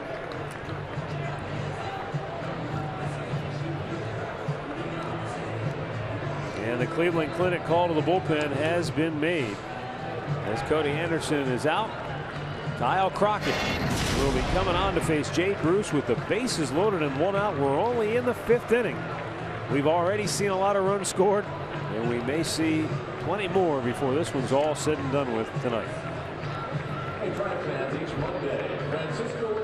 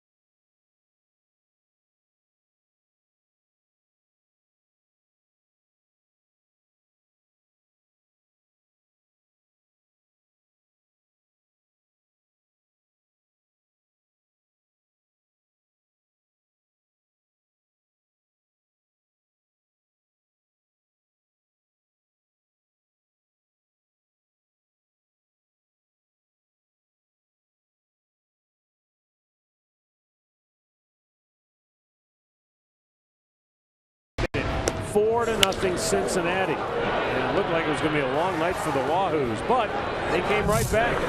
Francisco Lindor with a 2-run double, cut it to a single run. And Jason Kipnis drives in a pair And it's 6-4 Cleveland. They added on a run as Mike Napoli drove one home. And it's 7-4, but Reds coming right back here with the bases loaded and only one out. And the new pitcher is Kyle Crockett. Crockett's on to face Jay Bruce. Well, and right now, this is like his safe situation for Crockett because I think he's only here for one guy. So his job is to get this left-hander out. Crockett's retired 5 of the 7 first batters that he has faced in a ball game. This is the first batter he must get because I think this is his only batter. And that's, when you're in as a left-hander, this is your job. When you get it done, it's perfect. When you don't get it done, it's bad.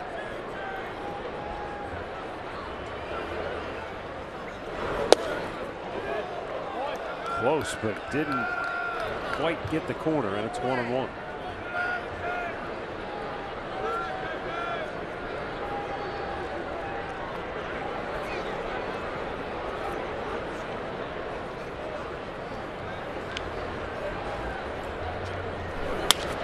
Shoots it over the top of the dugout. Let's skip through the crowd.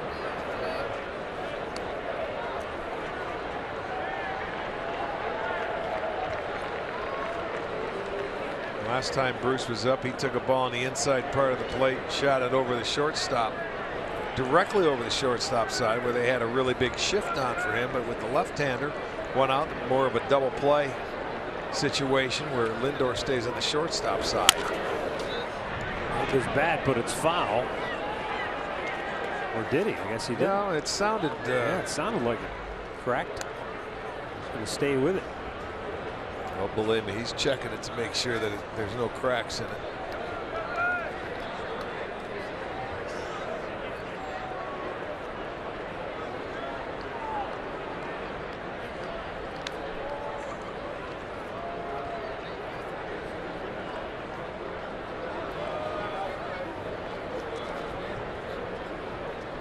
Crockett's 1-2. And Bruce just spoils it.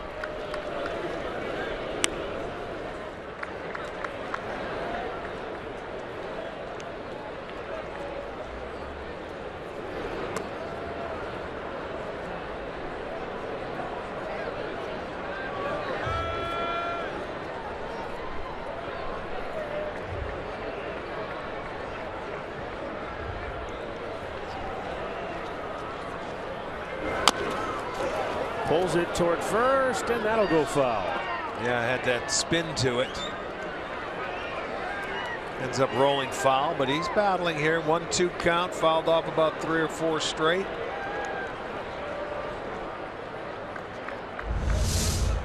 You top that ball, and you can just see how it just kicks away, the type of spin.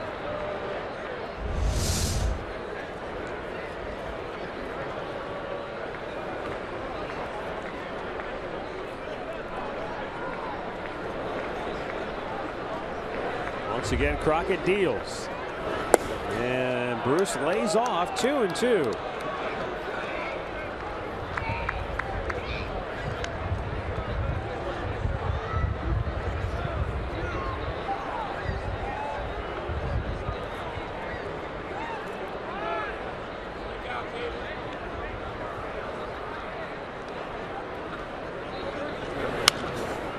Pops him up. Is it playable though? Goes to the screen.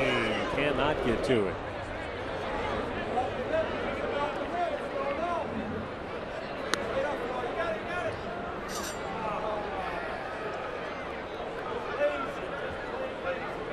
You know, I was thinking as I watched Jay Bruce, it reminds me of when we were kids and people would say, keep your back elbow up, which I don't think has anything to do with really hitting at all, but Bruce really exaggerates that back elbow. I mean, he's got it pretty high up.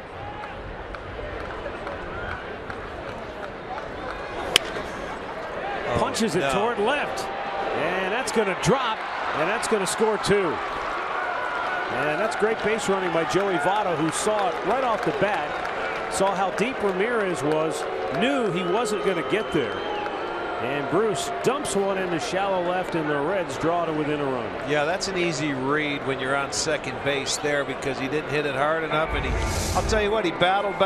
You put it in play. That was a fastball. It was middle in, and again, he was concentrating on shooting it the other way. He got jammed and just flares it in. Nobody's going to get there. Lindor, look at with the shift, he was back over there, just placed perfectly. So Votto read it, and for Crockett, the only out he had a chance to get, gives up the base hit and allowed 2 inherited runners to score there.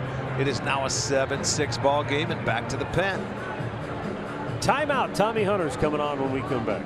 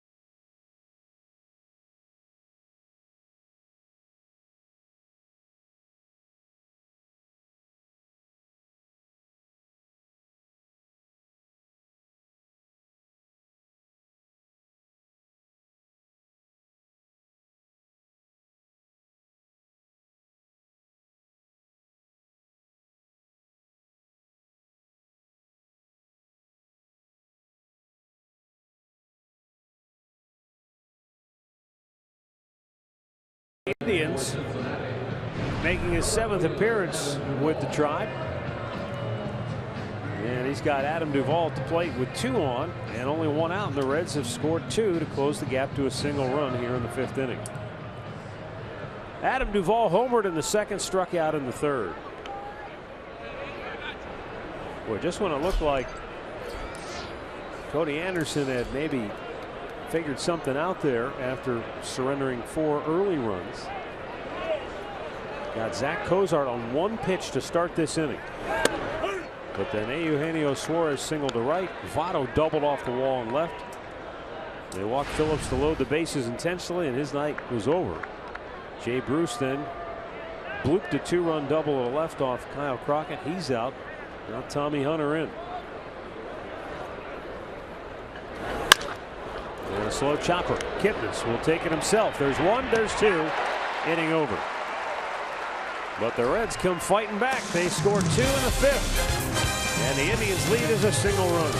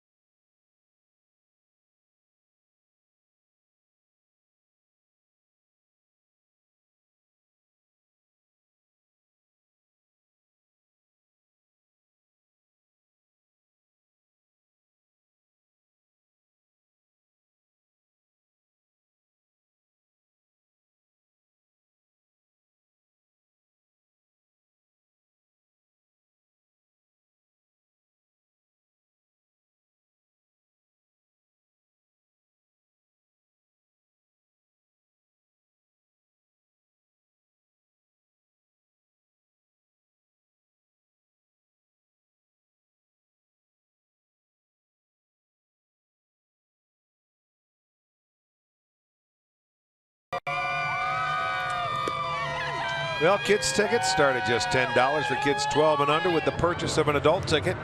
Kids tickets located in the family deck at Progressive Field and are only available at Indians.com. And there's a lot of offense for the kids tonight to this point from both sides. Lane Thompson is the new pitcher for Cincinnati. Second time he's been with the big league club this year. He's a native of South Dakota and pitched at South Dakota State. And that's how the Reds found him, making him a 22nd round pick 3 years ago.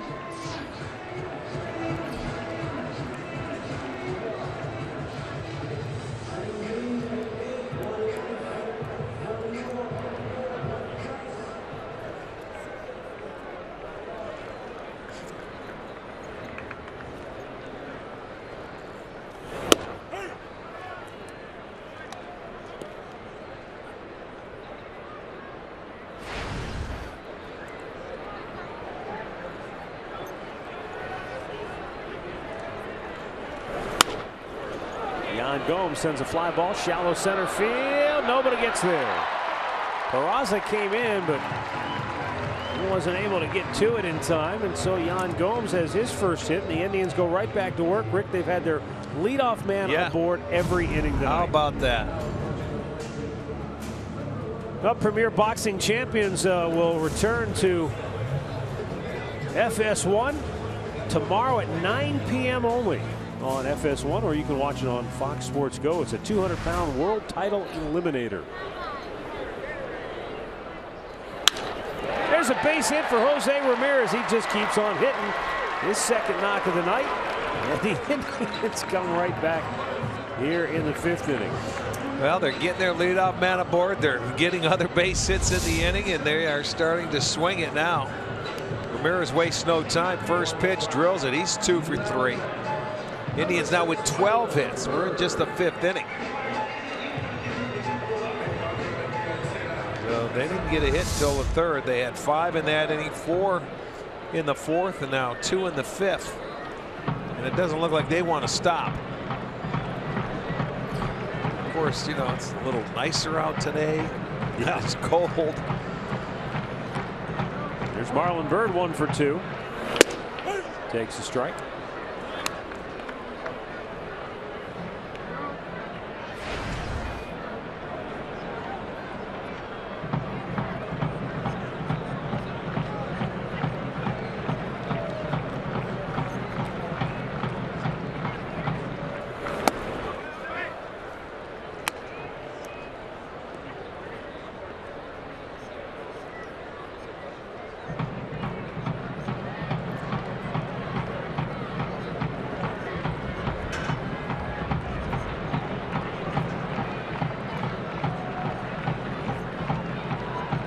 Nobody out, and Byrd fouls it back.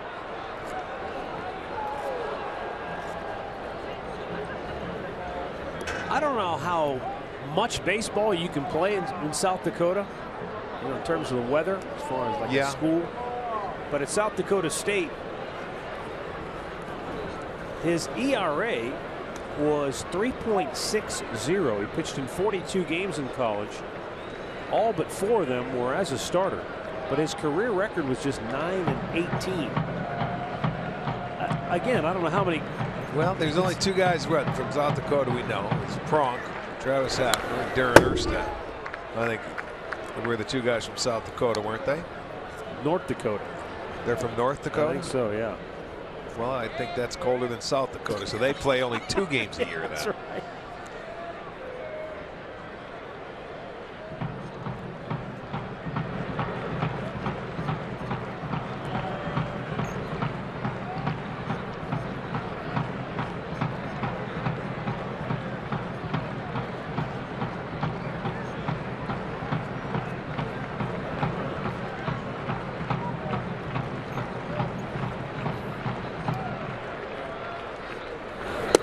Down low.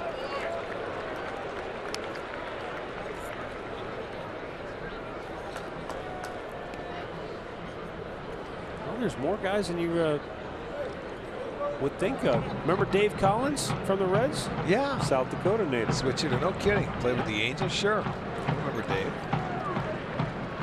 Terry Forster. Strike 3 called. And Marlon Byrd rung up. He's not in agreement with Paul Emmel. One down.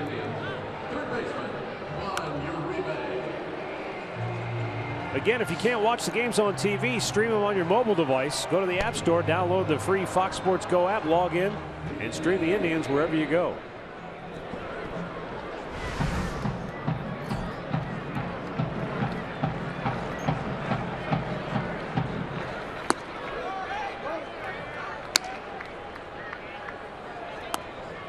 Juan Uribe singled in the 3rd. It was a little topper that the shortstop Cozart came in, tried to make a bare hand grab and throw on. Throw was a little wide of the mark. Uribe got credited with a single and then came all the way around to score. Fly to center his last time up. Tribe's lead is a run at 7-6. And there's a sky high pop behind the plate. And Ramon Cabrera will have no play.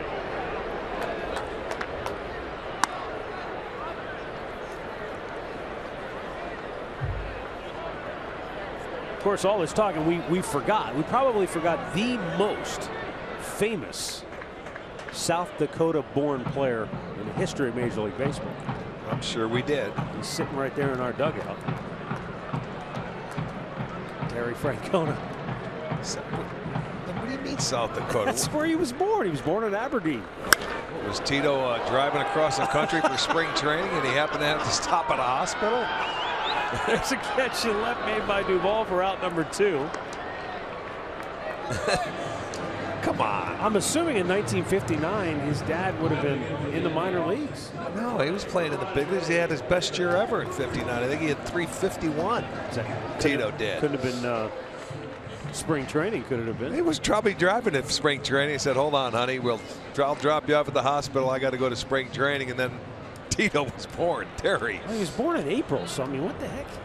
Well, I don't know. I never knew he was from South Dakota, ever. I'll have to ask him after the game. We got to figure that out.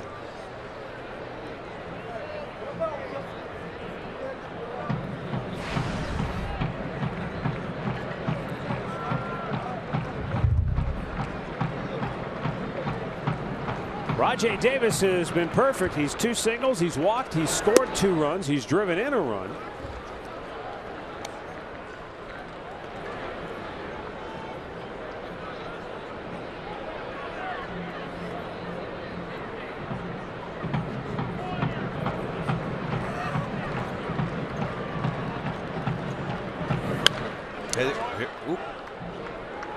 Back onto the screen.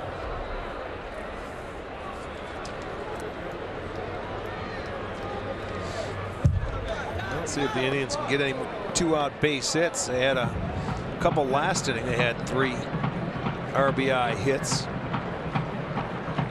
Davis has been on base every time tonight. 2 singles and a walk. Has scored a pair.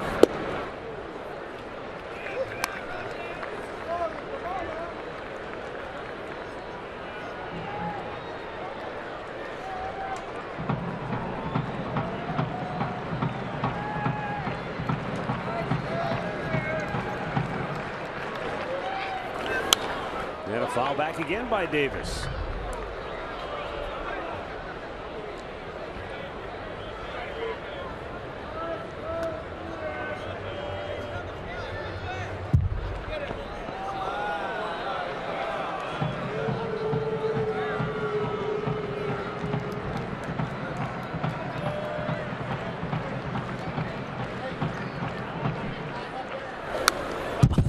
Tell you what, Davis has fouled off everything Thompson has thrown at him.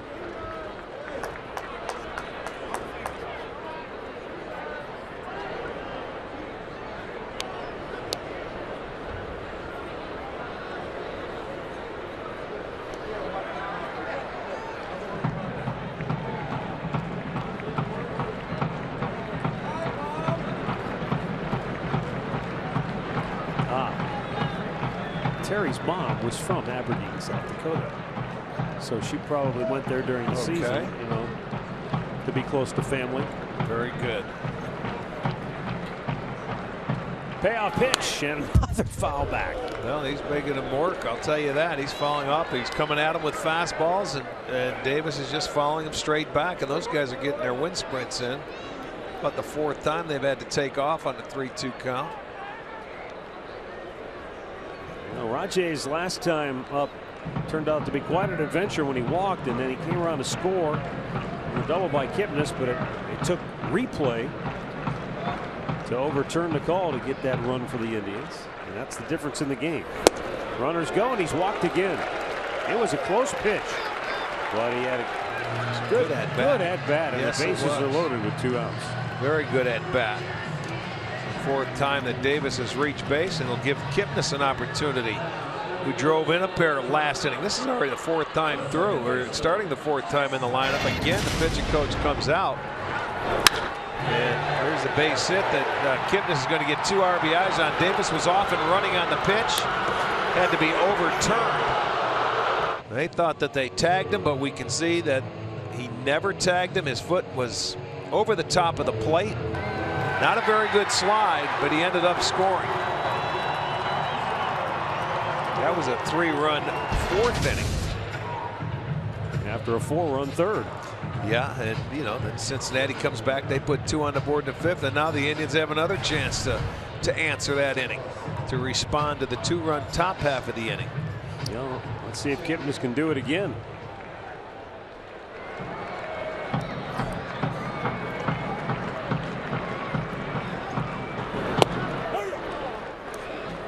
And he takes a strike.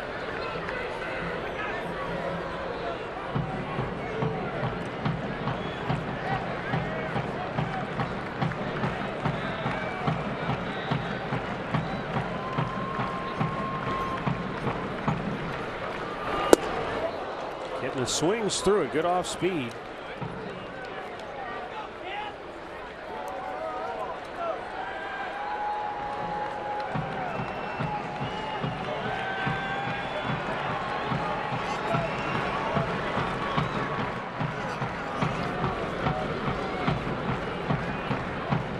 No balls and 2 strikes with the bases loaded and 2 out here in the 5th. Indians leading it by a run. And Lane Sampson trying to get himself out of trouble. And he does, striking out Kipnis to end the inning. 5 complete. 7-6 Cleveland.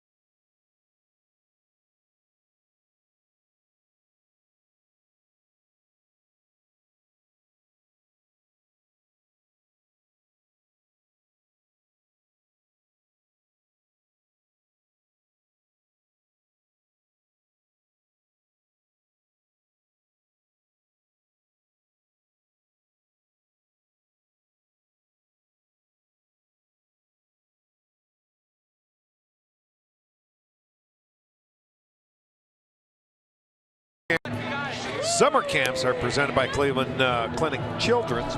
Offer major league instruction to baseball players in Northeast Ohio. You can sign up today by visiting Indians.com/youthbaseball.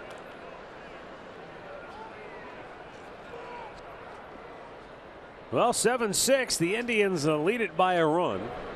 And here in the 6th inning, the bottom third of the Cincinnati order due up: Jose Peraza, Jordan Pacheco, and Ramon Cabrera.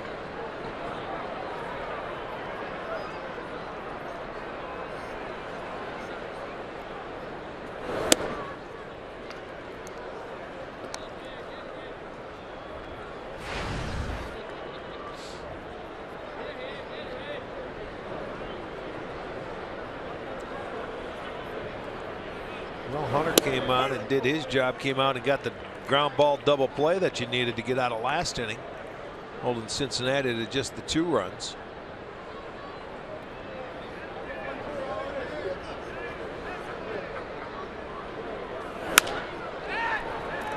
Whoop toward right, but Marlon Byrd there to make the grab, 1 down.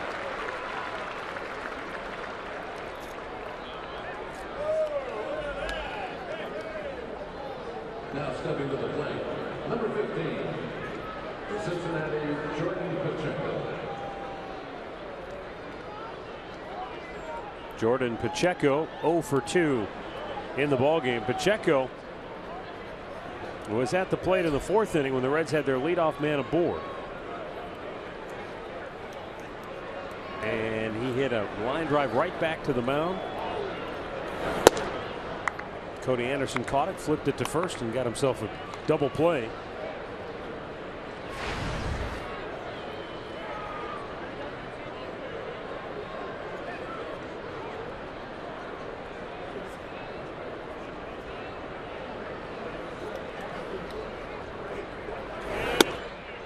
High with the fastball.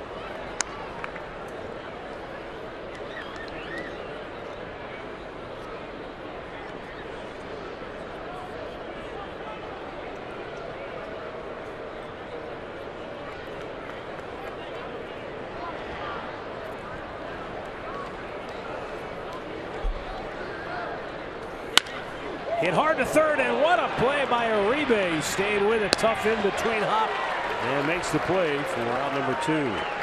Boy, he just made one little half step to his right and picked that ball beautifully right into the glove. Made sure he had it. Easy throw across. That's not as easy as he made it look right there. That ball was hit very hard, but made a nice pick.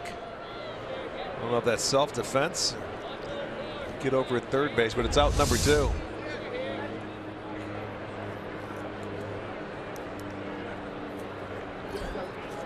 Ramon Cabrera. Cincinnati catcher taking a strike.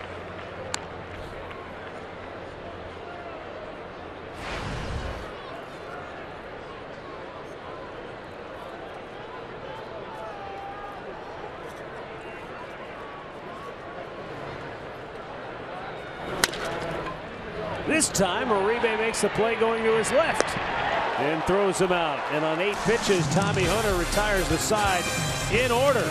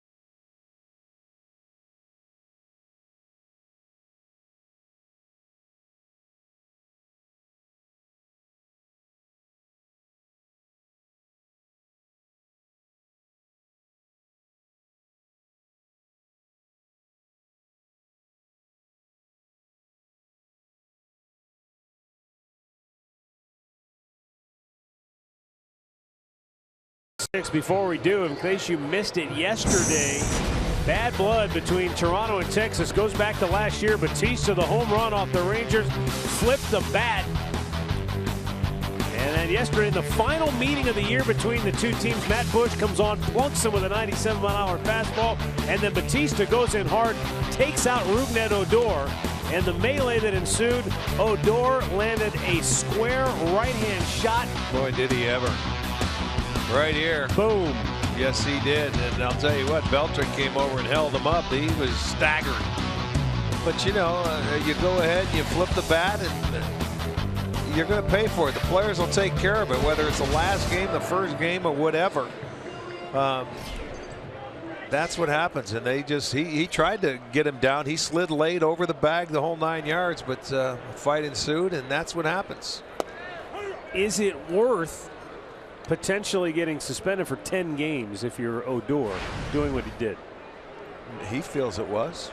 You got a problem, go after him. He didn't like it. He didn't like the way he came in to slide. So for him, yes. You know, if you want to sit down and you talk about it, you know, should. Hey, you do what you feel is right at the time. It's an emotional game. The two teams have bad blood, and it stemmed from last year. So I would say, yeah, he feels good about himself today. One down as Lindor is retired. You know, they don't play each other the rest of the year now, but they feel like, you know, that bat flip tried to show them up at the time of the game last year, and they did what they felt they had to do. It's funny that Bush ended up hitting him because he just got called up, didn't he? Yeah. I mean, here's the guy that's, you know, it doesn't matter how Talk hard about a you checkered throw. pass. I mean, you know, and it was up around the elbow. It wasn't up at the head or anything. And then when Fielder came up, which we didn't show, the very next inning, he was hit in the leg too. And then whoever hit him was thrown out of the ball game.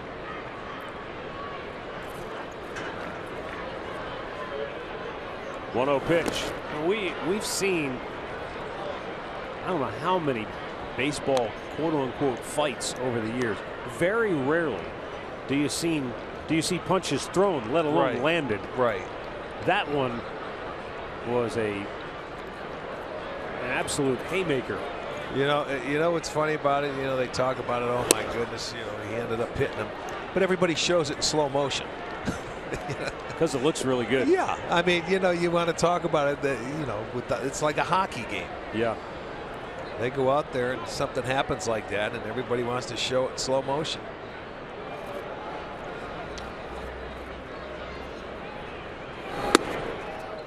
Yeah, Mike Napoli draws a 1-out walk, so he's on base safely for the third straight time.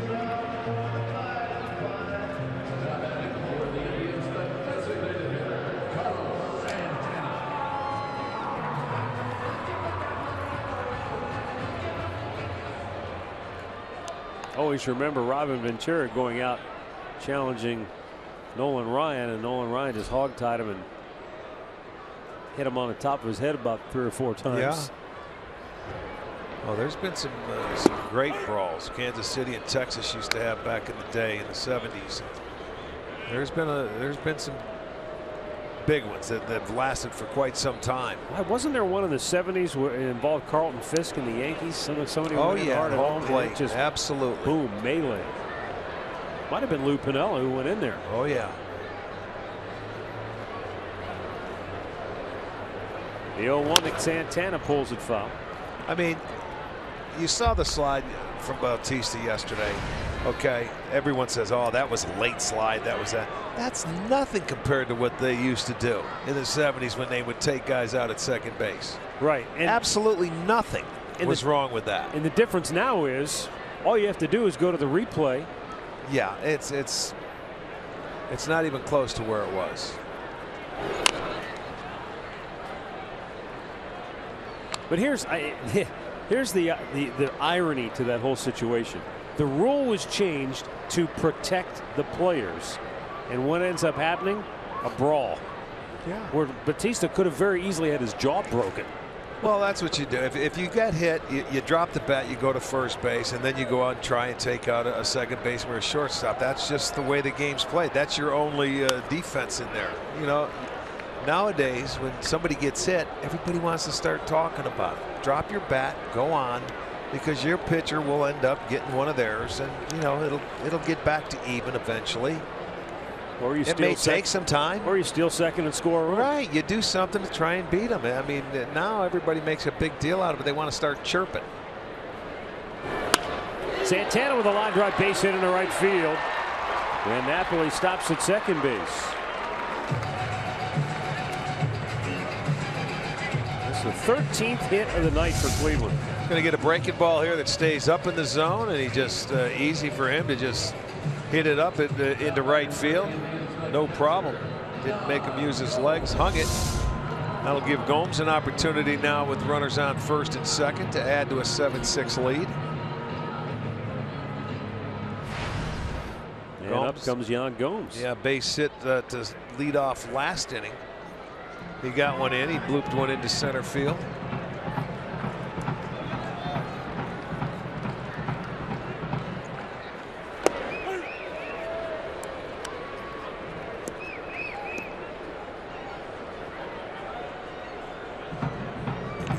No, last night the Indians couldn't buy a hit with less than 2 outs. All their hits came after there were already 2 outs in the inning. Tonight, they're 10 out of 20 before there are 2 outs in the inning.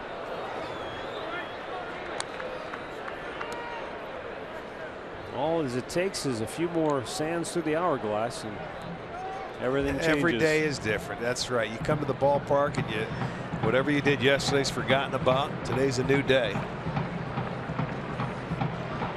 Lane Thompson with the 0-2, and Gomes sends a high drive deep right field. It's over Bruce's head and gone.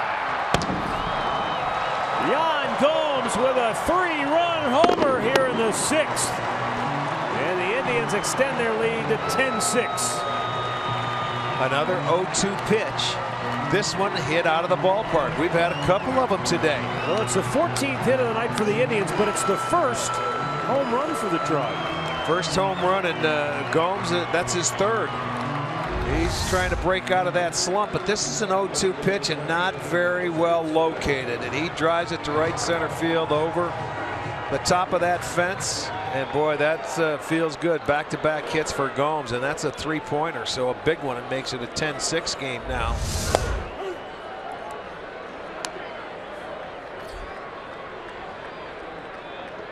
Redbird tells us that of the 19 hits Yan Gomes has collected this year, 13 of them have driven in runs. That's making them count. Although I'm sure he'd love to have a bushel full. Well, more. Think about last year, how his year went with driving runners in. I'm sure he thought about that all winter and wanted to improve on that. Hitting with runners in scoring position, he's doing better there.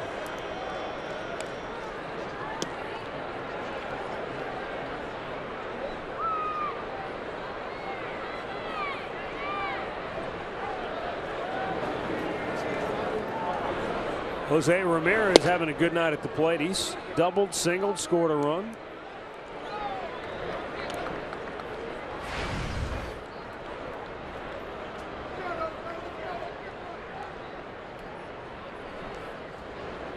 This has been a tough place for the Reds to win at Progressive Field. What was it, 13 out of the last 14 games here the Indians have beat them. Yeah, that goes all the way back to, I think, 09.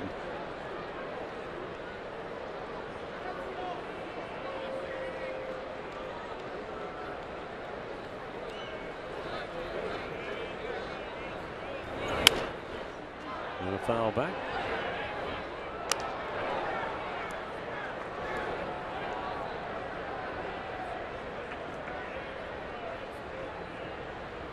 Now for Yan Gomes, remember he didn't play yesterday, so he's now homered in 3 straight games for the first time in his career.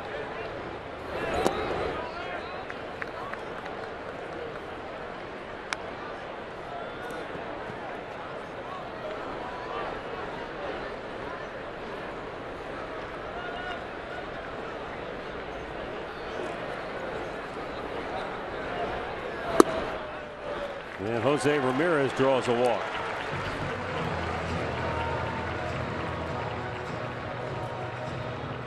Another look at that home run by Yan Gomes. The ball came back and got a big chunk of the plate. On an 0-2 pitch. Yes, it did. He was sitting away.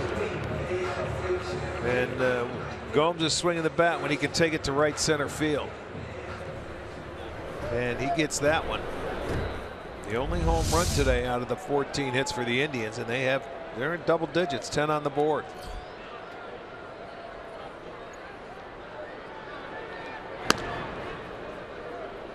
No, we talked about it on Friday when he hit the big home run for the Indians in the come from behind win over the Twins. You know, going into that game, he was just mired in an awful slump.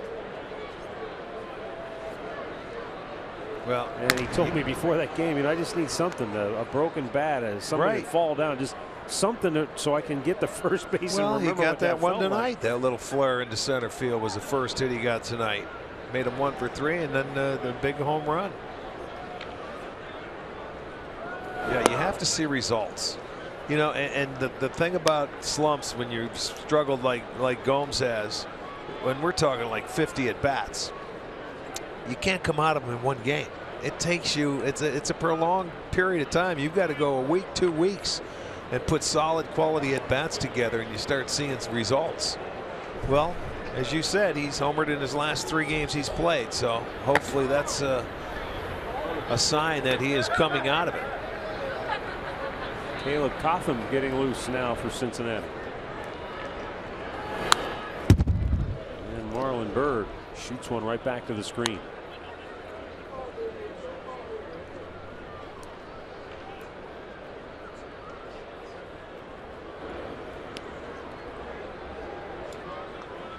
The 3-run homer by Yan Gomes also is just another hit to a beleaguered bullpen in Cincinnati. Remember, we talked about it a couple of weeks ago. They were 23 consecutive games where they've allowed a run. Yeah, the bullpen has. That's the new record.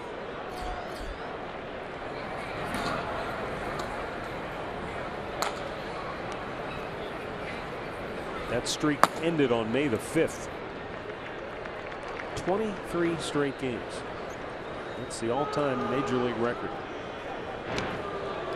Close at first, but Ramirez back safely.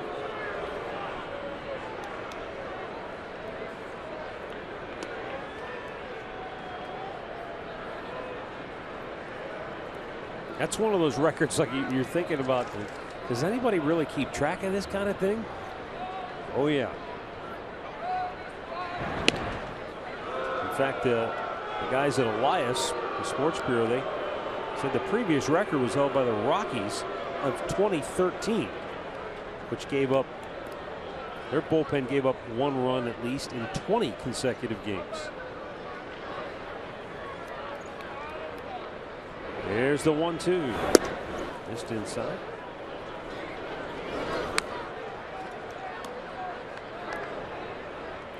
Yeah, that's not a good feeling, you know, because when something happens and you get a guy on base and you're thinking, okay, how many are they going to score tonight, or who's going to give one up tonight? It starts getting into your psyche. Marlon Byrd drills one to deep left field. Duvall won't get it. Gone to Souvenir City. Second home run of the inning for the Indians. Marlon Byrd's 3rd of the year. It's a 5-run 6th for Cleveland, and they may have just blown this baby wide open.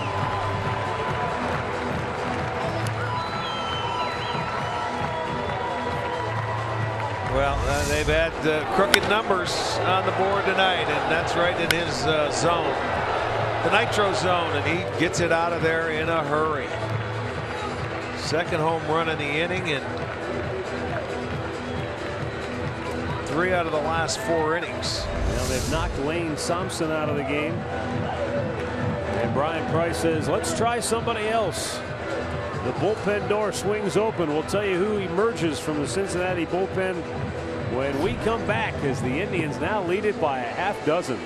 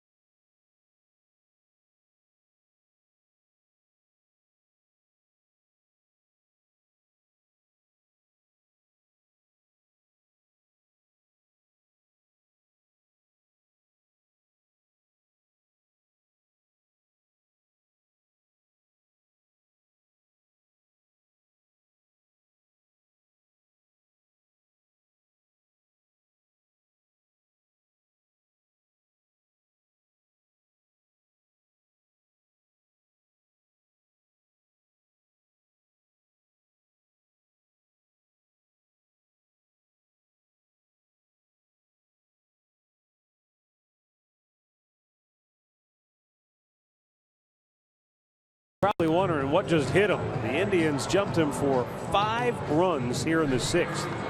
5 straight reached, all 5 scored, couple of home runs hit. And as we go on to Andre Knott, the unfortunate thing for Reds fans is this has happened a lot this year. It's a carbon copy. But, you know, when you look at what they've done this season, I know Ty Van Berkeley told his guys, don't get too excited about the numbers. Have some patience. Make these guys throw strikes. And that's what's happened over the last 2 innings. You know, he says, you know, you can look at those numbers and you can get real excited. But if you don't make these live arms throw strikes, they'll get you out. So far, they've made them put it over the plate, and they've hurt them because of it. Yeah, you talk big innings, 4 runs in the 3rd, 3 runs in the 4th, 5 runs in the 6th. And now here's Caleb Cotham. Outside ball 1. It's kind of interesting, Rick. The other 2-homer inning the Indians had this year. 2 Seats Tommy tells me that Marlon Byrd was involved in it. Okay. Byrd and Rajay Davis both homered at Tampa Bay on April the 14th in the 6th inning. Must be some about it. Wanarebe, a big bouncer to Brandon Phillips. 2 down. And these Cincinnati fielders, they have been in the field for some long innings. This will be the 3rd time that the Indians have sent at least 8 men to the plate. And we're only in the 6th inning. So half the innings, they've been out there for 8 guys coming up. Davis is coming up for the 5th time in the 6th inning.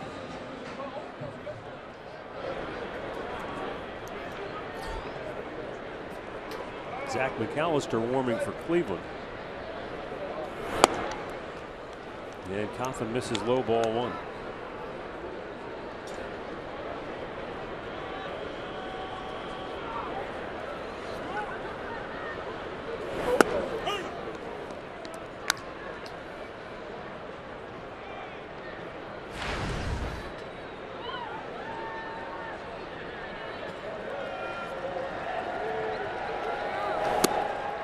Davis went after a high breaking ball, or maybe a cutter, not sure what that was.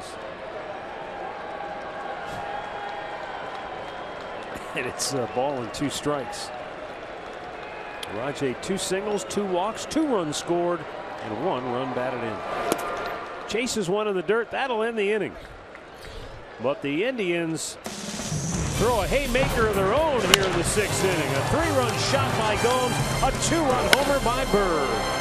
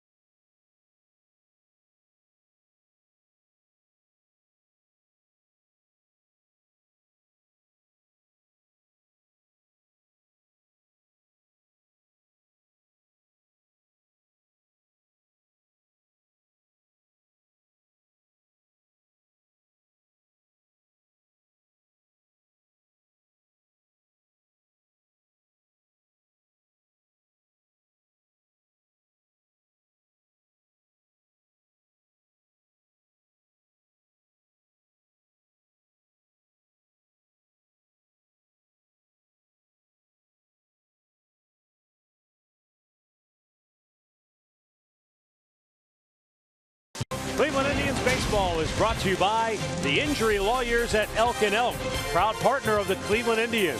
Call 1-800-ELK-OHIO. And by Ford, built Ford tough.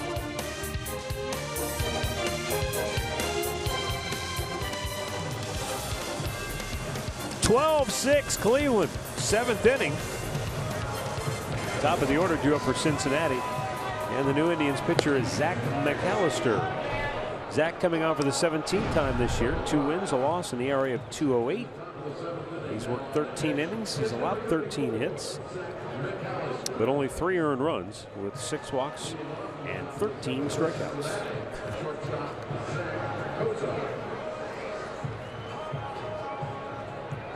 Zach Cozart, 1 out of 3. He singled and scored back in the 3rd inning.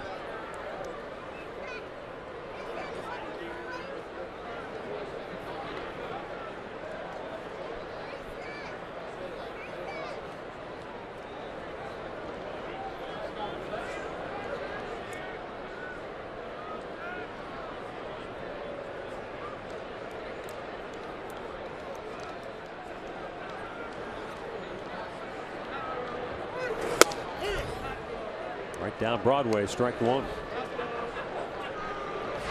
Well, he swung at his first pitch the last time up after they came out after that long inning and made an out. So he wanted to make sure he gets a look at it one pitch, I think, here.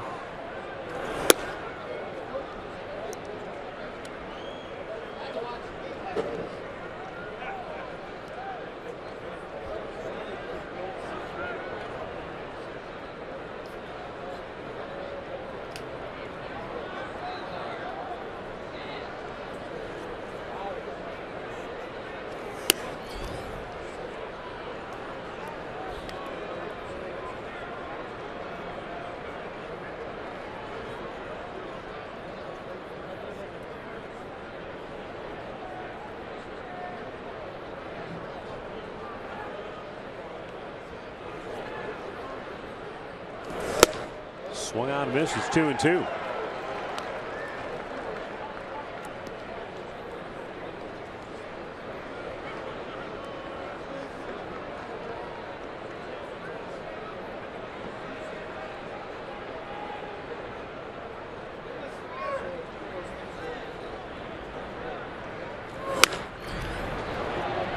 Lindor has a beat on it, and Francisco runs it down.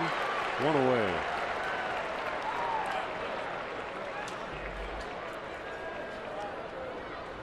That'll bring up Eugenio Suarez. Third baseman, Eugenio Suarez.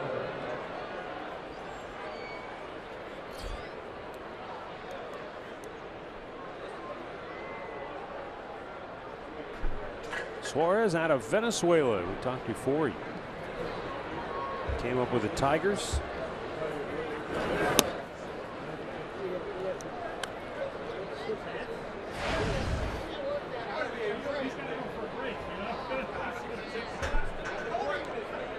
Hit his 8th home run tonight.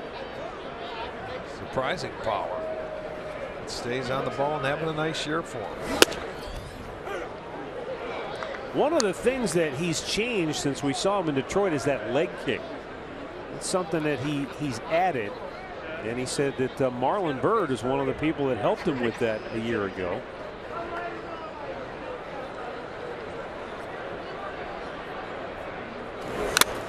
Oh man, that was right into the mask. Direct hit. Gomes.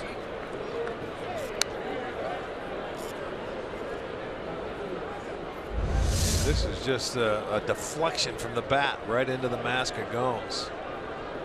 Seems like everybody's surprised with Suarez's power except him. He says, look, I swing hard. I have more power than people realize. I just swing really hard, and when I make contact, it flies. Well, that's the key. But I mean, he doesn't try to pull the ball. You know what I'm saying? He stays on it, and he's in a good ballpark in Cincinnati to do that in. But he went to right center here, and this isn't this is a tougher ballpark. This is one of the fairer ballparks around as far as home runs go.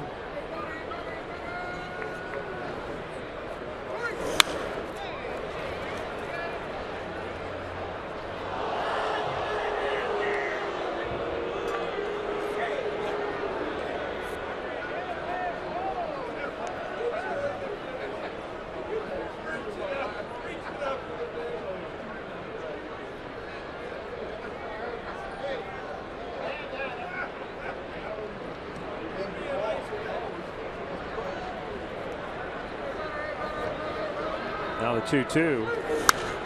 out of play to the right.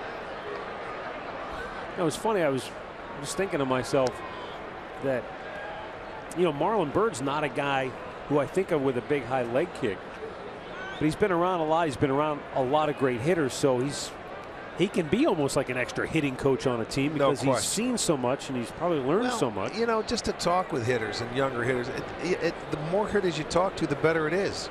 You know, some of the greatest hitters can tell you something that you might not be able to incorporate in your game, but there may be something or somebody along the line that will kick in.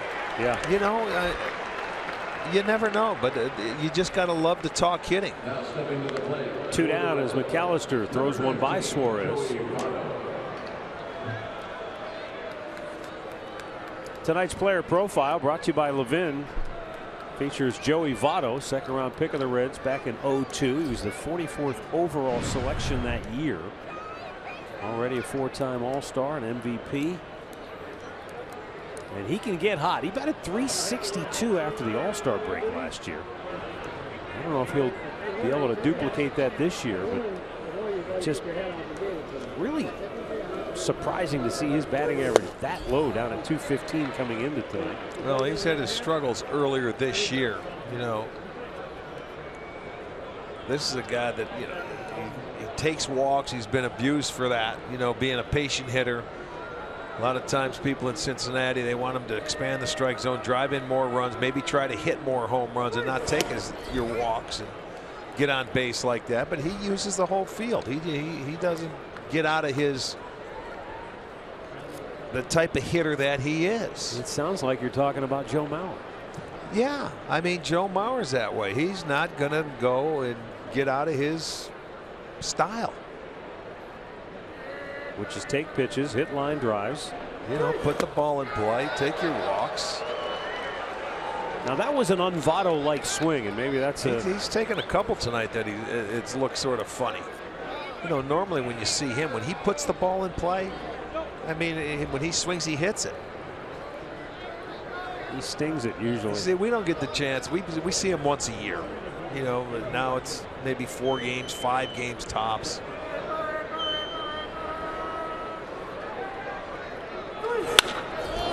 Hit that one pretty hard, but in center field, Rajai Davis has plenty of room to make the catch, and the Reds go 1-2-3.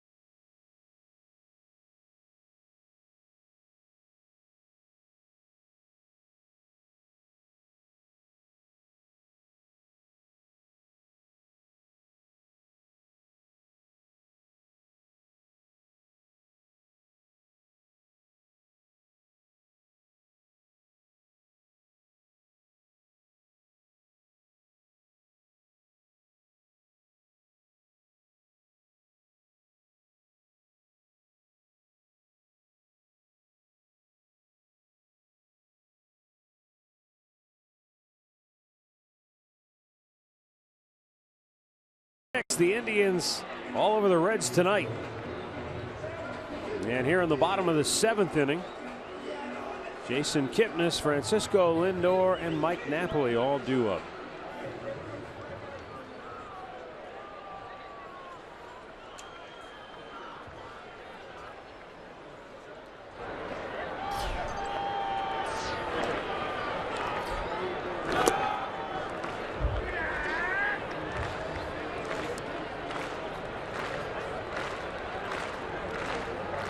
Get 1 for 3. Did sacrifice back in the 3rd inning to move for runners up, where Lindor ended up doubling him in.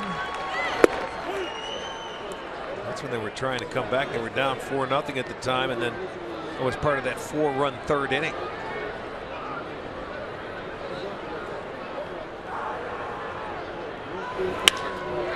And Jason wraps one in the right field. He's got his 2nd hit of the game, and the Indians have their leadoff man aboard again. So that's 6 out of the 7 innings tonight. Martinez going to come in and run for Kipnis in this ball game. Give him some time off. He's played pretty much every inning of every game. I think he's missed 1 inning. And Lindor's a guy that you could give a little rest to as well. He's played, I think, every inning in every game.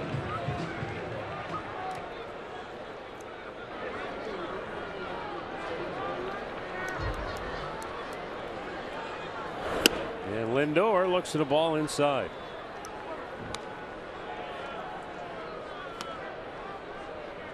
Frankie has 2 hits tonight, 2 ribbies, and a run scored. 16 driven in on the year. Smashed it right back up the gut. Boy, did he ever. I'll tell you what, Cothman almost caught him. He was lucky to get out of the way. That was hit sharply right past him, right back up the middle. 17 hits now for the Indians. Well, let's add them up. Look at him. It's a party. And everybody has been involved. Yes, indeed. Well, as frustrating as the last 2 days were for the offense against Minnesota, they've definitely had some more fun this evening. Well, it's a season high. You remember they had the 16 hits in that game versus the Tigers in a 9-inning game. Well, they have 17 tonight, and we're still in the 7th. Napoli has 2 of those hits. He's driven in a run with each of them. He walked and scored his last time. Boy, and both of them going to right field. Yeah. You know, that little, he took the one off the swing, a ground ball, when who was it? Frankie was stealing on a play going to 3rd base, and it vacated the 2nd base hole, and then he hit a nice line drive to right. Caleb Cotham with 2 on and nobody out. Spins Napoli out of the way. There's the one where he was going off, just put it on the ground, got it under the glove of Phillips over there to score Lindor. And then there's the one I like. That's a nice swing by him. Line drive, shoots it the other way. The Indians 11 for 25 with runners on, 6 for 12 with runners in scoring position. 6 for 12. They were 3 for 3 coming out of the chute. I think that was through the first 3 innings. So they've had a ton of opportunities. Well, yes, they have. But you get guys on, and they got. There's never a single run inning. Big crooked numbers. That's what the keys were tonight. A bit outside, and a full count for Napoli. Caleb Cotham is 28 years old.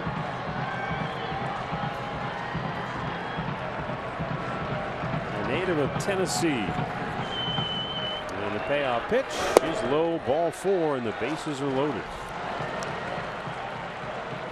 Cotham is one of 4 players that the Reds got in exchange for Aroldis Chapman when they dealt him to the New York Yankees this past off season. That trade was consummated right before the new year. The Reds got 2 pitchers, Cotham and rookie Davis. They also got a couple of infielders in that deal.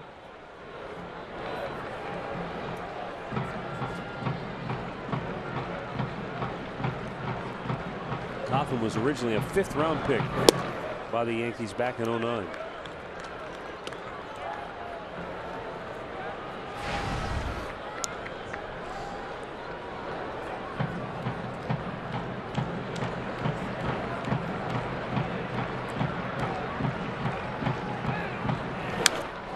a foul right back.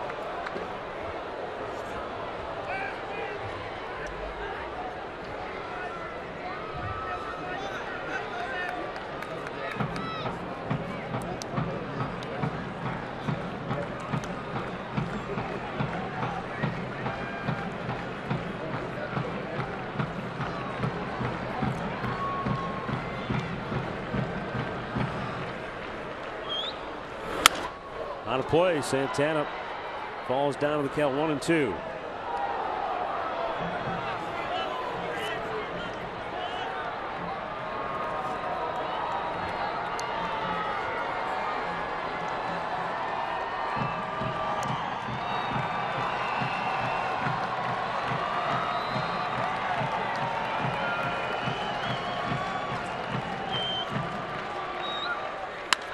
Santana with a long fly ball. Deep right. Bruce back. Just onto the front part of the warning track. Makes the catch. Michael Martinez will tag and score. Everybody else tags and moves up as well. And it's 13-6 Cleveland. Santana with his first RBI on the night. And as promised earlier, it's Miller time. Brought to you by Miller Lite. Friday night, Yan Gomes with a home run. Saturday in the pouring rain, he drove one out of here. Didn't play yesterday. Back to work tonight in another home run. 3 homers in his last 3 games. Yeah, let's hope that's a good sign for Yan. Coming back here, putting the ball in play. Also has a single tonight to go with that 3-run homer. Get yourself another one. Make it a great night. Runners in scoring position.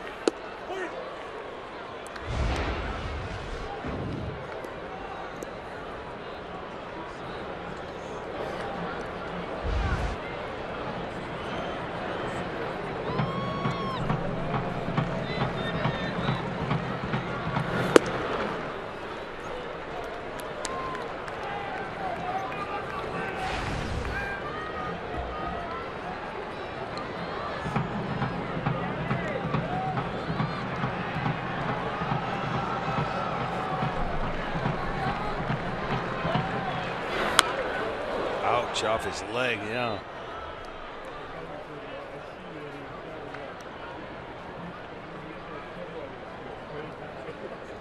This one got him up around the knee, didn't it? Wow. Well, no, I take that back. Maybe a little higher. That was not good.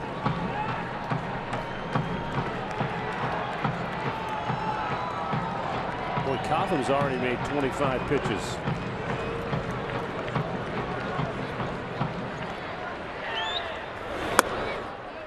High.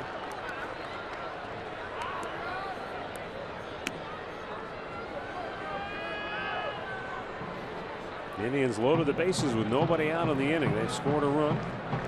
Second and third with 1 out, with the infield drawn in there at the cut of the grass around the horn. Outfield straight up and deep. John sends one to left field. Back is Duval. He'll make the catch. Lindor will tag and score. And the Indians lead is 14-6.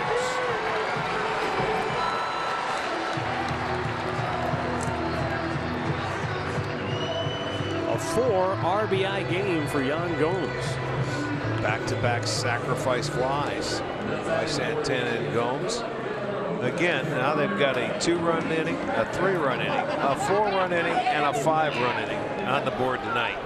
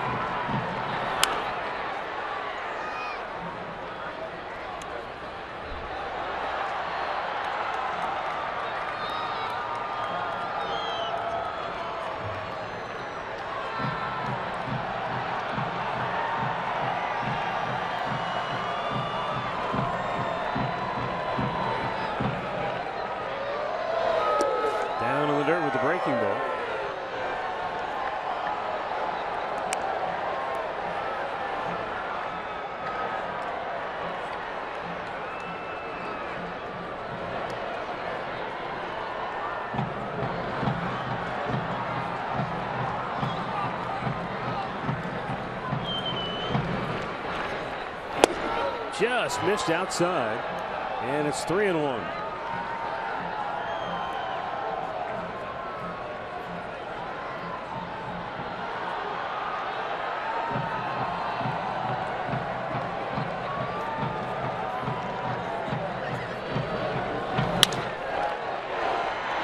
Diving stop by Brandon Phillips from his knee. Throws out Ramirez to end the inning. Now B. Phil putting on a nice display of defensive prowess, but the Indians tack on 2 more and lead it by 8.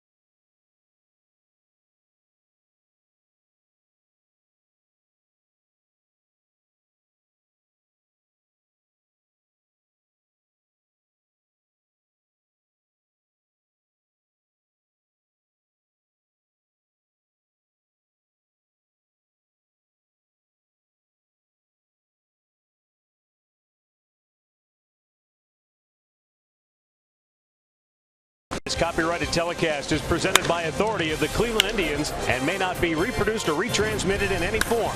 And the accounts and descriptions of this game may not be disseminated without the express written consent of the Cleveland Indians.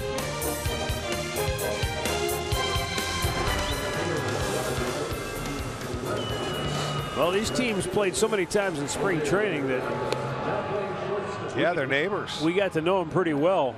But this game's starting to take on a spring training feel because the Indians have made a number of changes here in the 8th inning. New pitcher is Dan Otero. He's the 5th Indians pitcher to work here tonight. Michael Martinez is now in the ballgame at second base for Jason Kipnis. Jose Ramirez is now at shortstop for Francisco Lindor.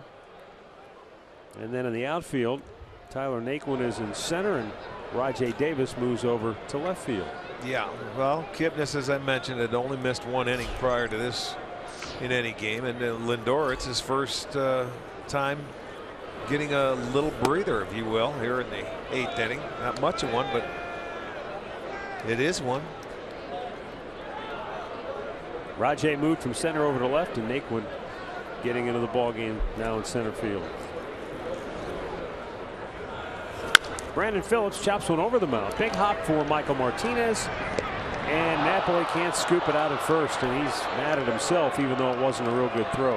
No, he goes over there just into the ball game. It was his fault. He didn't give him a good strong throw. He flipped it from down under instead of stop planning. He had plenty of time to make a good throw. Look at it from the side, and he doesn't pick you up, so it'll go as an error.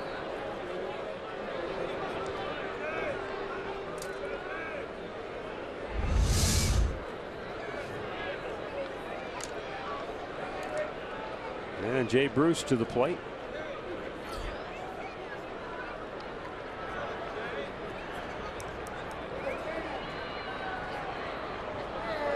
When this was still a ball game back in the 5th inning, Jay Bruce got a big hit for Cincinnati.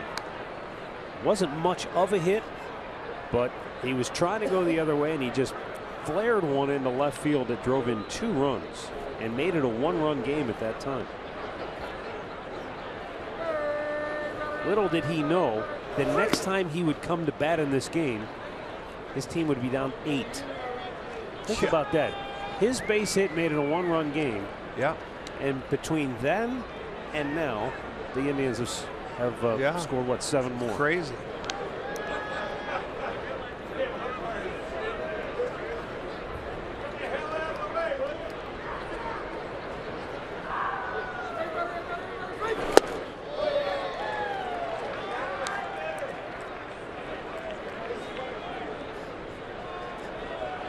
Again, now with the 2 strikes, you see Uribe really moving over to the shortstop side. And now with Ramirez being the shortstop, they got to communicate because you've got changes in the middle of the infield. Who's covering here in case you get a ground ball double play? They were in spring training together, but Michael Martinez hasn't been here all year. Right. So yeah, you've got an interesting 3-shot on the infield right now. Here we go. Uribe to Ramirez. Just talked about it. Like they've done it all year long. So Otero makes the nice pitch to get right where the defense was playing, and they get a 5-6. Now stepping in for Cincinnati. 3 double play. It was absolutely tailor-made. 3rd double play for the Indians tonight. And up comes Adam Duvall, 1 out of 3 with a home run tonight.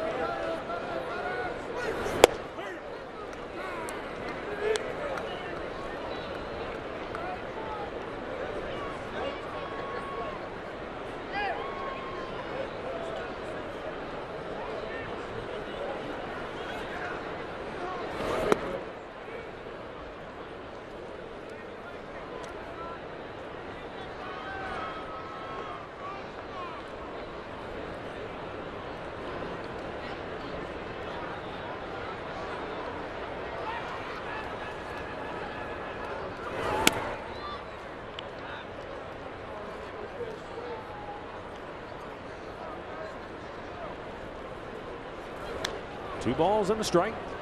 Same 2 teams tomorrow night putting the wraps on the homestand. Yeah, that's strange. Same 2 teams next 3 nights. So we'll be departing tomorrow. Heads up. It'll be Danny Salazar who tried to save Andre right there. He's going tomorrow for the Indians. Alfredo Simon will go for Cincinnati. And then, as Rick said, we'll head south to the Queen City. And Wednesday and Thursday, we'll have 7 o'clock starts for you from Great American Ballpark. Strike 3 called. Inning over.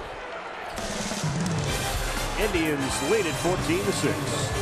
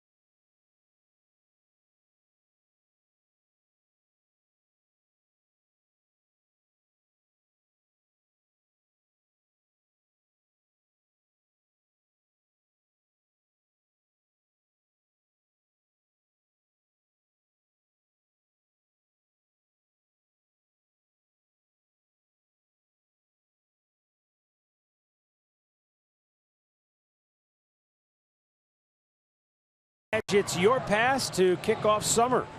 Don't miss the Memorial Tournament presented by Nationwide, May 30th through June the 5th. Purchase your badge at memorialbadges.com. Like the Indians, Cincinnati making some changes here late in the ball game. First, a new pitcher, J.C. Ramirez, coming into work now. His 11th ball game for Ramirez. 10 hits in his 13 2/3 innings. Ivan De Jesus Jr. is now at second base. Tyler Holt has come on in right field.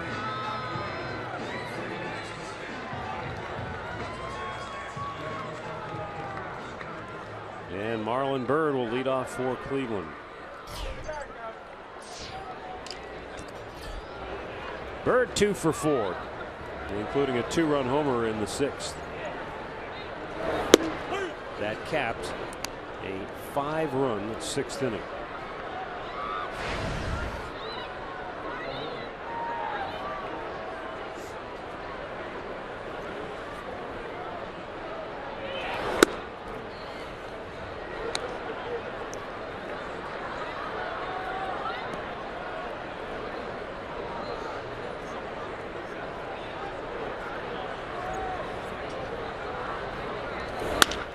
Between third and short, and he's got his 3rd hit of the night.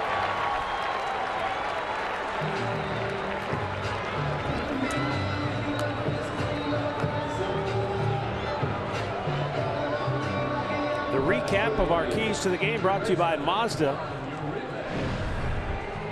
Cody Anderson was knocked out of the game in the 5th, allowing 9 hits, 6 earned runs. A couple of home runs key to his demise. And the Indians did indeed put up the crooked numbers. Yeah, boy, I'll say. Half of their innings have been crooked numbers. 2, 3, 4, 5. They've got 3 zeros up there now. It started out looking like it might be a runaway for Cincinnati. They scored 1 in the 1st, 1 in the 2nd, 2 in the 3rd, and led it 4-0. But the Indians responded with 4 in the bottom of the 3rd to tie it up. And then 3 in the 4th. Reds scored 2 in the 5th to close to within a run, and then the Indians pulled away with that big 5-run 6th, tacking on 2 more in the 7th. And as Uribe strikes out, 1 away.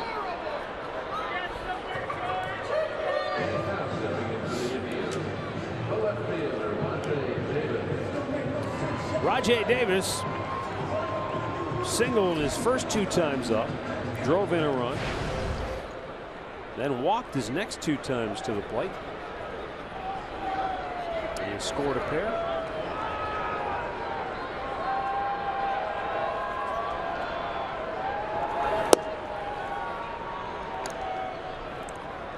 Not a lot of games where you get 6 trips to the plate. No, not unless it's extra innings.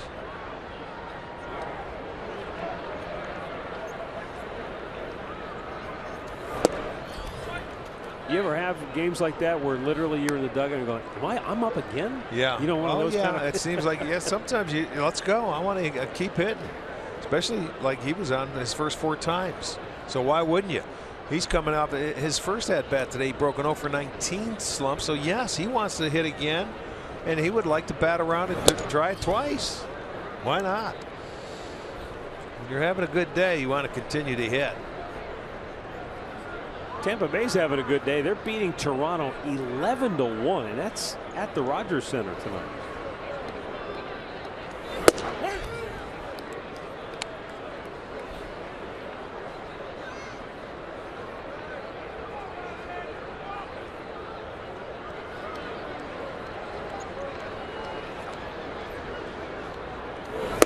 Swung out and missed. Good fastball. 96 miles an hour from Ramirez. And a full count.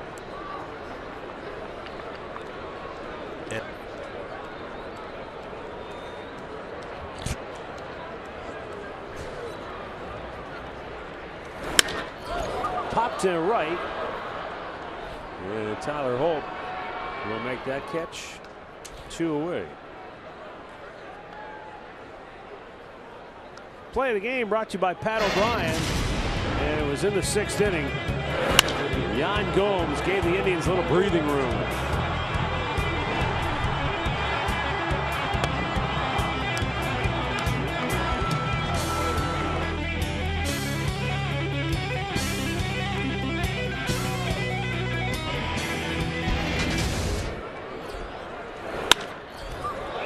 Michael Martinez slashes one to the left inside the line. Fair ball. Duvall misplays it.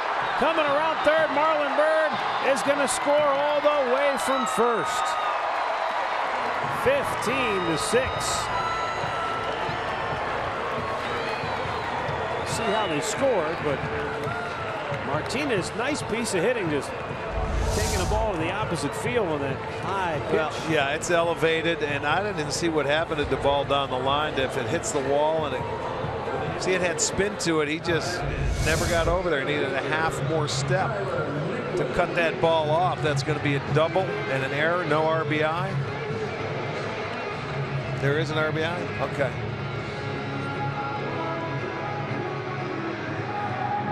What's the error for? Is there an error?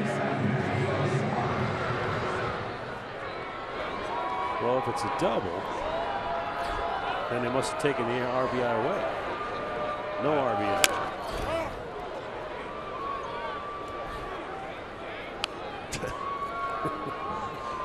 Second error of the night for Cincinnati.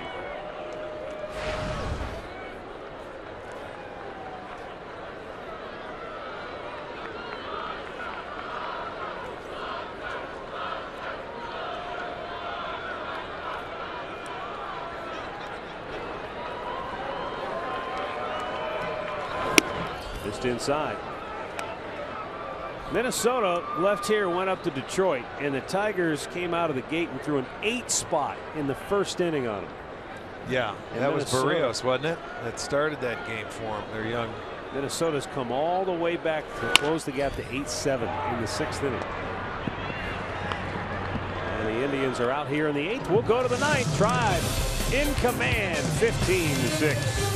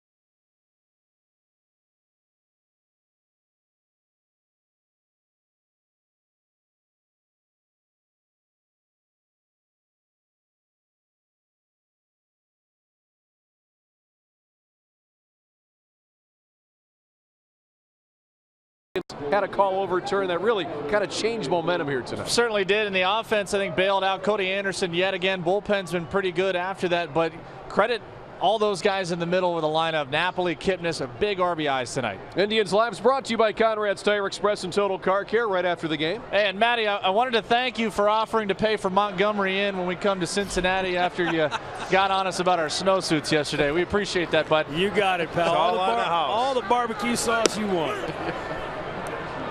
Well, here in the 9th inning, Dan Otero, after working a scoreless 8th, is going to try to stay on and finish it off. Chris Jimenez into the ball game behind the plate. Jose Peraza leading off.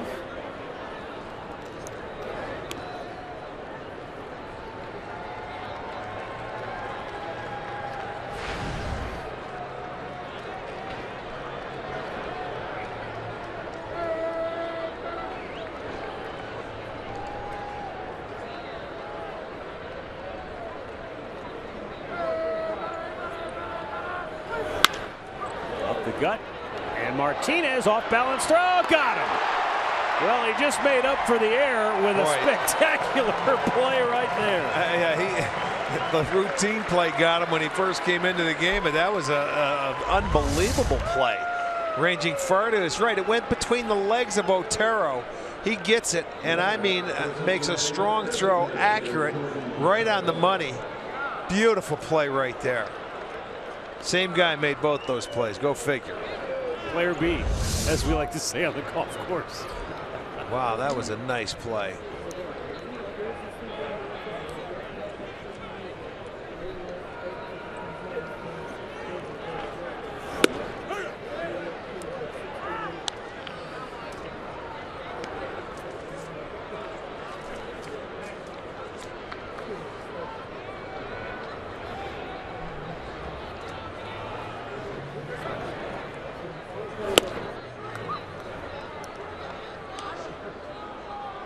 Red Sox and the Royals were rained out tonight in Kansas City. They're going to play 2 tomorrow, I guess. I'll get that rain through Boston before we get there on the weekend. They're in Kansas City, though. Oh, they are? Yeah. I think it looks like pretty good weather. It does, yeah. For Boston, it does. Normally, it always rains there over there, doesn't it? Seems like it.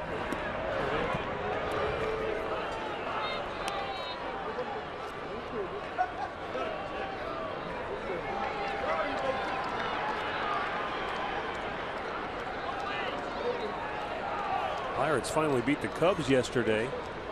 Having a little easier time of it tonight. They're beating Atlanta 6-2. That ball's lined up the middle. Martinez couldn't field it. It might have taken a little bit of a wicked bounce on him. Not sure. It looked like he was in position to maybe make a play on it. I think it stayed down on him and it surprised him. Another sharply hit ball right back up the middle. Otero, let's see. Hit the dirt and he's going for a backhand and it just stayed down and skipped past him. Maybe it came a lot and it might have had some spin on it too, as that ball stayed down. It didn't really come up where he thought it was going to be. It'll go as a base hit. Ramon Cabrera 0 for 3 on the night.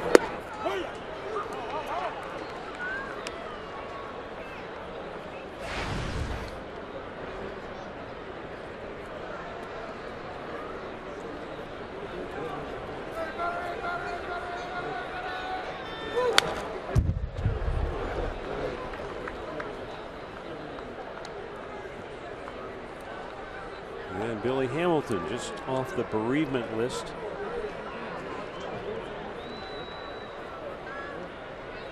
Spending his time with family after the recent tragic death of his nephew. There's a line drive base hit in the right field. And Ramon Cabrera with a base hit here in the 9th inning. So Cincinnati has a couple of base runners aboard.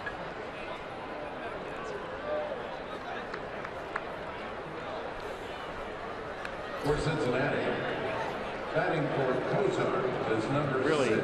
sad situation. His 3-year-old nephew was killed in a car accident recently, and he was very close to his nephew and obviously hit him extremely hard. And Billy was down in Mississippi where he was born and raised for the funeral.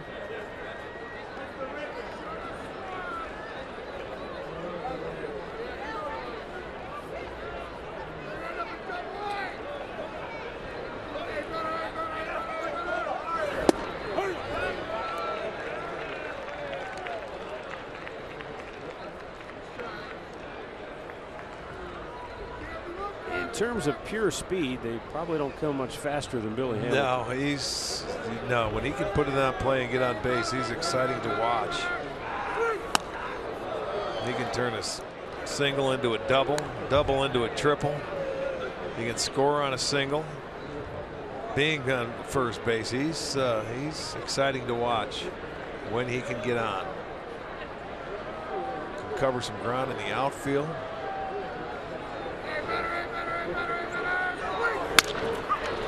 Pulls it towards second. Martinez gets the force there with the flip to Jose Ramirez, and there are 2 down.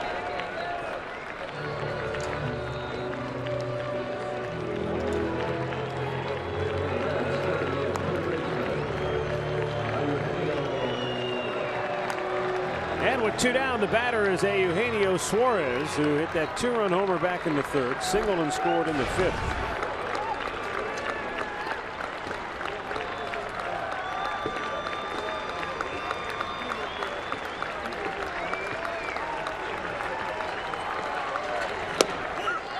And a strike called as Hamilton goes to second, uncontested.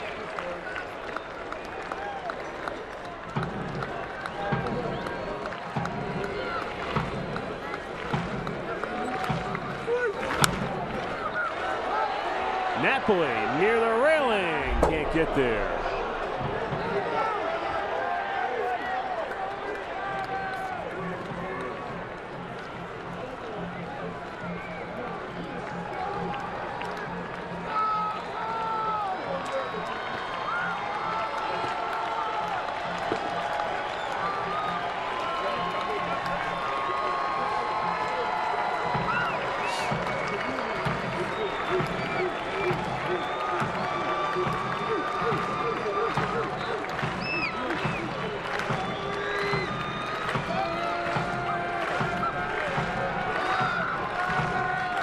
And the 0-2. Slicing toward right. Bird, a long run. He can't get there as it hit off the sidewall for a foul ball.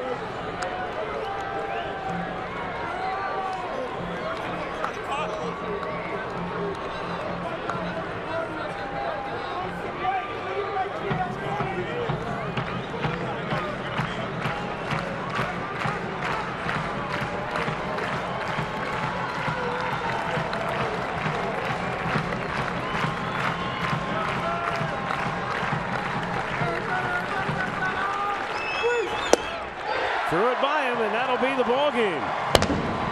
The Indians hammer Cincinnati in this series opener by a final score of 15-6. Tribe continuing their mastery of their in-state rivals, winning 5 out of 6 a year ago, and they win tonight going away to move a game over 500 at 18-17, and they sink Cincinnati to 15-23.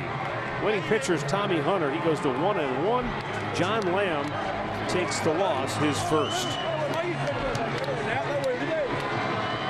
Well, this is one of those games where the way it started out, it didn't look good. You didn't have a real good feeling based on the way the Indians offense performed over the weekend.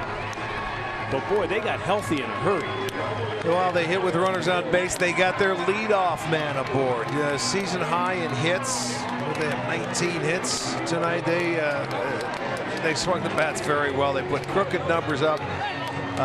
So they did everything right tonight offensively, and it was a night that I think a lot of guys needed. So it was good to see.